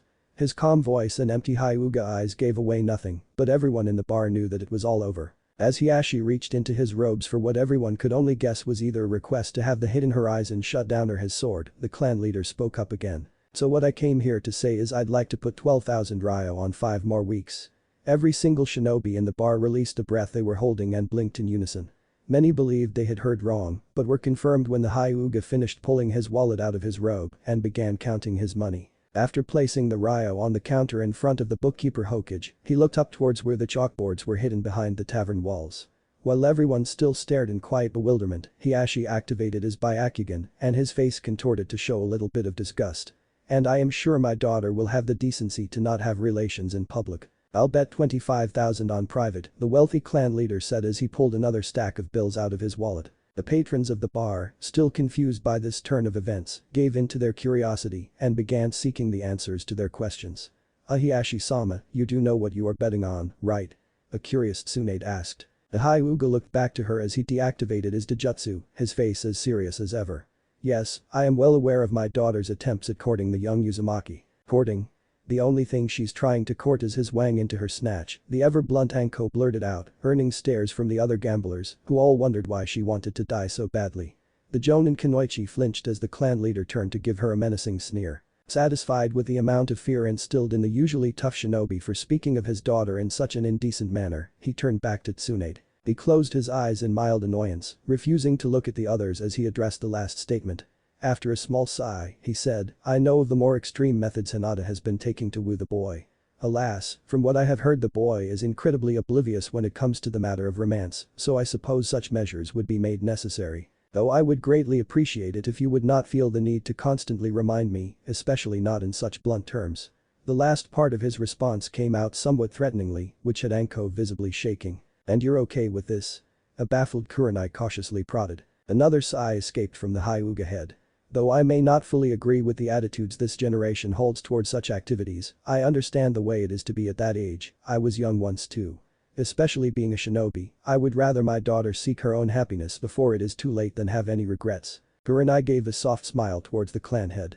She was happy to see the change in the uncaring, judgmental Hiashi she had known when she had taken on his daughter as her student. Things in the Hyuga household seemed to be changing for the better. "And you're fine with Hinata wanting to be with Naruto?" Haruka inquired. "Of course. The boy has proven to be a fine shinobi of good potential on many occasions, has become the personal apprentice one of the Sennin themselves, and I hold no grudges over the burden he carries. And don't think that I have been completely blind to my daughter's emotions all this time. While I may not have been the most supportive father in her earlier years, I was still able to see that Hinata has been holding the affections for the Uzumaki boy for a long time now. I would have to be utterly heartless to make the two separate," Hiashi replied, gaining the respect of Haruka, Tsunade, and Kakashi. "Plus, from what I've heard about the two so far, I'm fairly certain I would not have to worry about the boy taking advantage of my daughter in any way." After a short pause due to all the others being shocked at the stoic Hyuga leader cracking a joke, the room burst into an uproar of laughter. True, any other boy who had a girl coming onto him like this most likely would have dragged her to the nearest area with four walls and ripped both of their clothes off in a heartbeat, but not Naruto. If anything, most people were worried of Naruto waking up one day tied to a love hotel bed naked. Unless you were one of the many shinobi betting on that. After the laughter died, Yamato began to once again reveal the chalkboards, and Tsunade turned back to Hiashi to ask the man one final question. So, this means you're not going to be interfering in Hinata's future relationship with Naruto. The Hokage stared into Hiyashi's Byakugan eyes seriously, intently awaiting an answer. Hiashi raised a brow curiously. He thought he had already made that clear. No, of course not. All of a sudden, after erasing their initial confusion about the man's previous actions, the shinobi suddenly came to realization. More than half of the bar let out a long, upset groan. Now Hiashi was confused. Were they all disappointed by his answer? Tsunade merely grew a triumphant grin. Hey Shin, she called to the bartender, you can erase that board now. The bartender nodded, grabbing a rag and walking in the direction the Hokage was pointing. Hiashi turned to look towards the board she was pointing at to find out the reason for the sudden fuss. His pupilless eyes fell upon a board with his name written at the top, and judging by the fact that half of the possible bets underneath were methods killing or maiming a person, Hiashi deduced that they were gambling on his reaction to finding out about his daughter and the Jinchuriki's relationship. From the sounds of it, a lot of people had just lost their money because of his response. The Hyuga head read through some of the list before the chalk was wiped away. Shotgun wedding, death by family, sword, heart attack, castration, 3-to-1 odds, disowning my own daughter. What kind of cold bastard do these people think I am? Hiashi was broken out of his thoughts when an Anbu member suddenly appeared on top of the counter, kneeling in front of the Hokage. The entire room went silent and everyone seemed to gather around the ninja, giddy to hear the latest antics of Konoha's most entertaining pair. Okage-sama, the Anbu wearing a boar mask, started, struggling to get his words out. Despite his concealed face, it was fairly easy to tell that he was fighting a fit of giggles. This made the shinobi in the bar even more anxious to hear the new developments between Naruto and Hinata. Spit it out already, I gotta hear this. Tsunade snapped at the Anbu operative, losing her patience. The masked man quickly composed himself and resumed. Sorry Hokage-sama, but you're going to like this one. It appears that Hinata Hyuga is currently outside of Naruto Uzumaki's apartment, and let's just say she has her Byakugan active and one hand down her pants. The Anbu member could not help but giggle some more, though the other shinobi were all biting their tongues, hoping there would be more to the story. Wow, did not expect that from shy little Hinata. I wonder what Naruto's doing that's got her so fired up right now. Is he showering or something? Tsunade fought back a fit of giggles to ask. Actually, I've been told Uzumaki is in a very similar situation, only with a rather revealing picture that Hinata slipped him earlier today. The Anbu abandoned hope of reporting the rest of the events of the day as he fell into the contagious laughter that now dominated the room. Oh Kami, the irony. Tsunade bellowed in between laughs, tears falling from her eyes.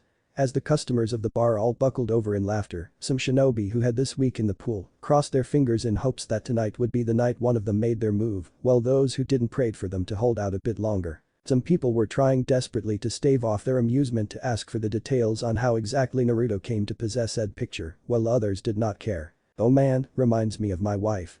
She used to give me little incentives just like that to help me get through the tough missions, Inoichi reminisced. Yeah, same. I always told my wife it was way too troublesome being apart for so long, the Nara added. What about you Choza, your lady ever do anything like that for you? No, she just used to bake me an I'll miss you cake. The other two members of the older generation Ino Shikacho trio renewed their laughter after that comment. Should have expected that from an Akamichi, they both mused. Out of the entire bar of hysterical shinobi, the loudest were Izumo and Katetsu, currently cheering over the rest of the group and high-fiving each other. I told you Katetsu, the Byakugan is the ultimate pervy jutsu. Yeah, you were right man, I owe you one. Next round's on me buddy. Yo, Tsunade. Izumo called to the Hokage, you heard the man, she was peeping with her Byakugan. Now pay up. Tsunade could not even bring herself to frown at the loss of money at the moment as she found the situation too funny to stop laughing. She opened up a box filled with ryo and read from the paper laid on top. After confirming their bet and the amount, she double-checked the odds, did a little math, and passed a hefty wad of ryo to the two chunin. Tetsu took the money from her and began counting it in his hands. He let out a low whistle in awe of the amount they had just won. Wow, this totally makes up for the money we lost betting Hiashi would chop a kid's balls off, 3-to-1 odds my ass. In fact, we're actually up 2,000 ryo. Tetsu exclaimed, high-fiving his longtime partner again before pocketing the cash and buying the two of them another round of sake. Sick of hearing so many people talking about his daughter in such a lewd scenario, a forgotten Hiashi Hyuga got up and reluctantly left the bar after conceding that even he could not kick the asses of so many shinobi at once. I cannot control what she does with Uzumaki-san behind closed doors, but I will not let her become a public spectacle this way. I believe it is too late for her to be out, it is time I retrieve her and bring her back to the compound for the night, and by that, I mean go tell Niji to retrieve her for the night. Hinata was walking down the streets of Konoha one bright morning. It was a beautiful day, it was rather warm, and there was a soothing breeze. The clear skies and chirping birds had everyone at ease. Everyone except Hinata Hyuga. Today was the most nervous the heiress had been in weeks. As she cruised through the village roads, Hinata was unable to focus on anything except for what she was about to do. Fortunately, the route she was taking had become so familiar to her over the past days that her feet seemed to subconsciously navigate it, otherwise she surely would have gotten lost in her days of uncertainty. The reason the blue-haired heroine is nothing but a bundle of nerves this fine day is because she is preparing to make a very bold move on her oblivious love interest. Granted, her past attempts at capturing her crush's gaze and unmentionable body parts were not exactly subtle, though they still did not yield any results. Hinata had tried time and again, casting aside her inhibitions as best she could, just to get her orange-clad love to notice her. She had bought more revealing clothes, she had tried flirting, she had shown up in his apartment half-naked for Kami's sake, all to no avail. No, she would have to resort to more drastic measures in order to get through to this particularly thick knucklehead, Ino had made that quite clear. Flashback, and you're telling me he didn't try anything? Ino half-questioned, half-shouted in shock. Hinata had come to her and Tenten to talk about her previous failed seduction of her crush. The three sat at their favorite cafe, each taking bites of their meals when one of the others spoke. No, a disappointed Hinata replied. Are you serious? He didn't make a move. Sneak a peek. Steal a kiss. Ask you out. Nothing. The rambunctious Kunoichi asked in disbelief. The heiress in front of her merely shook her head. No way. I was sure that would work. Hell, if I were him, I would have just run in there and humped you so hard you would have coughed out your uterus. Tenten and Hinata both sweat dropped at the rather graphic declaration. Thanks, Hinata responded awkwardly. Don't worry, Hinata, you'll get Naruto sooner or later. He's gonna realize what an amazing catch you are eventually, Tenten said in hopes of raising the pupilless Kunoichi's spirits. What did you do to attract Niji during Naruto-kun's sleepover? Hinata asked, looking to get some ideas. To be honest, Hinata, I didn't really do anything. A while after we started dancing, he just grabbed my hand and practically dragged me over to the bathroom. The other two Kunoichi looked a bit disbelieving, neither of the two could picture the prim and proper Niji Hyuga being the one to make a move like that. Picking up on what the other two were thinking, the weapon mister spoke again. It was probably just the sake though. He had quite a bit to drink beforehand. And with this reminder, the world made sense again. You know who you should ask? The excitable ninja said rhetorically. Kurenai. I heard she was going out with our sensei, and you know how Suma is, he's practically as lazy as Shika. Kurenai must have done something pretty big to get him off his ass. Ino stated, looking proud of herself for the idea. However, Hinata's face just drooped. I already have.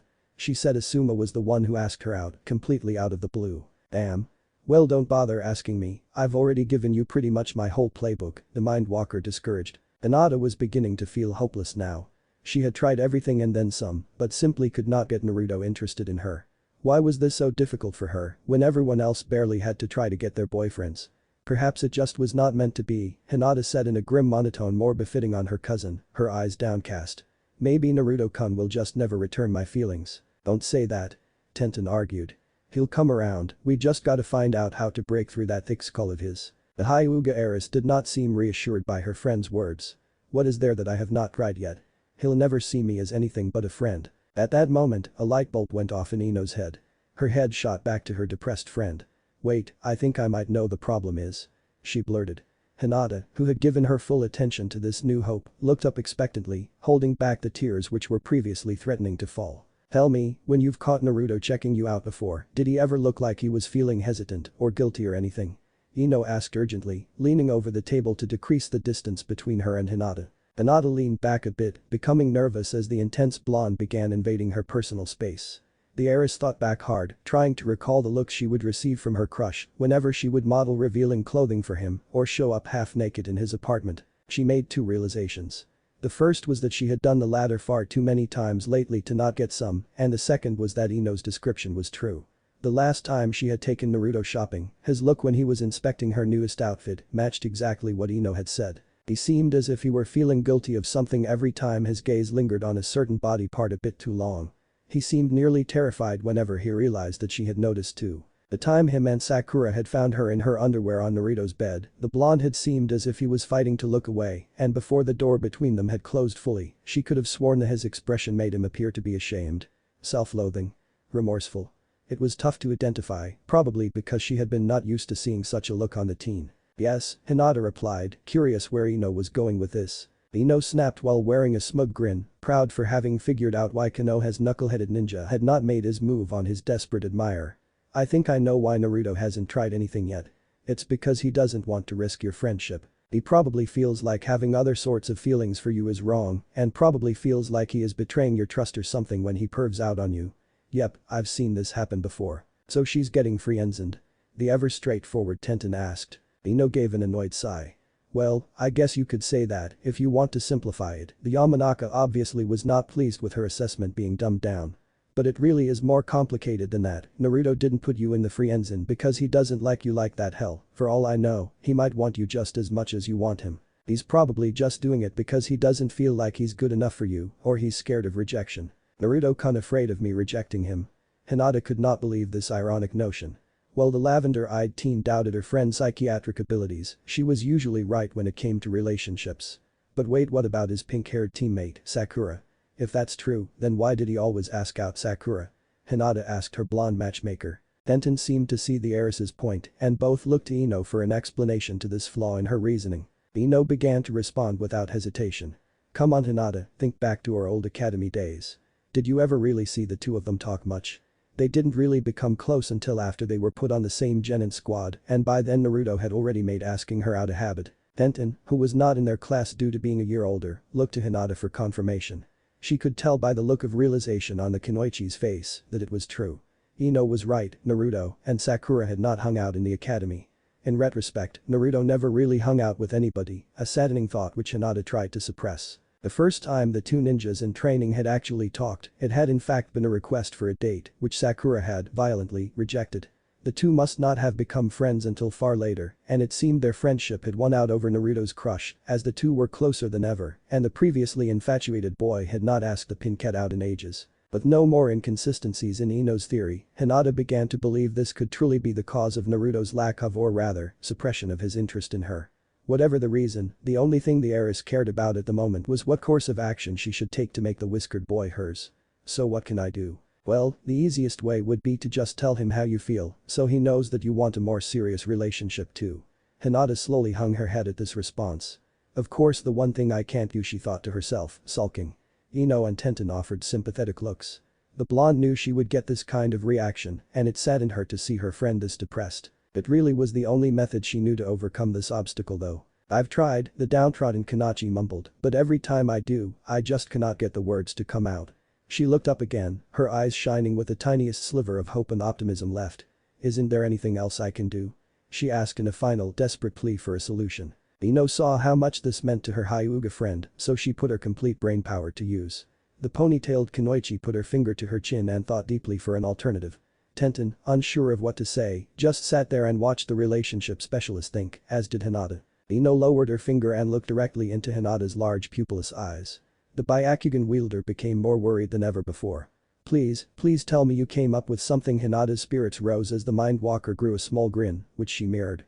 There was mischief painted across Ino's grin, but Hinata did not care. She had long since proved that she would do next to anything to attain her dream of being with Naruto. Well, there's one thing I can think of that might work. The heiress was on the edge of her seat with impatience. We've just got to get him to see you as a woman, rather than just another friend, in an atmosphere free of judgment and guilt. We've got to make him want you till he can't fight his feelings anymore and just accepts them. Just tell me what to do. Hinata blurted, losing her patience for all of her friend's vague answers. Alright, I was just about to get to that. Here's my idea.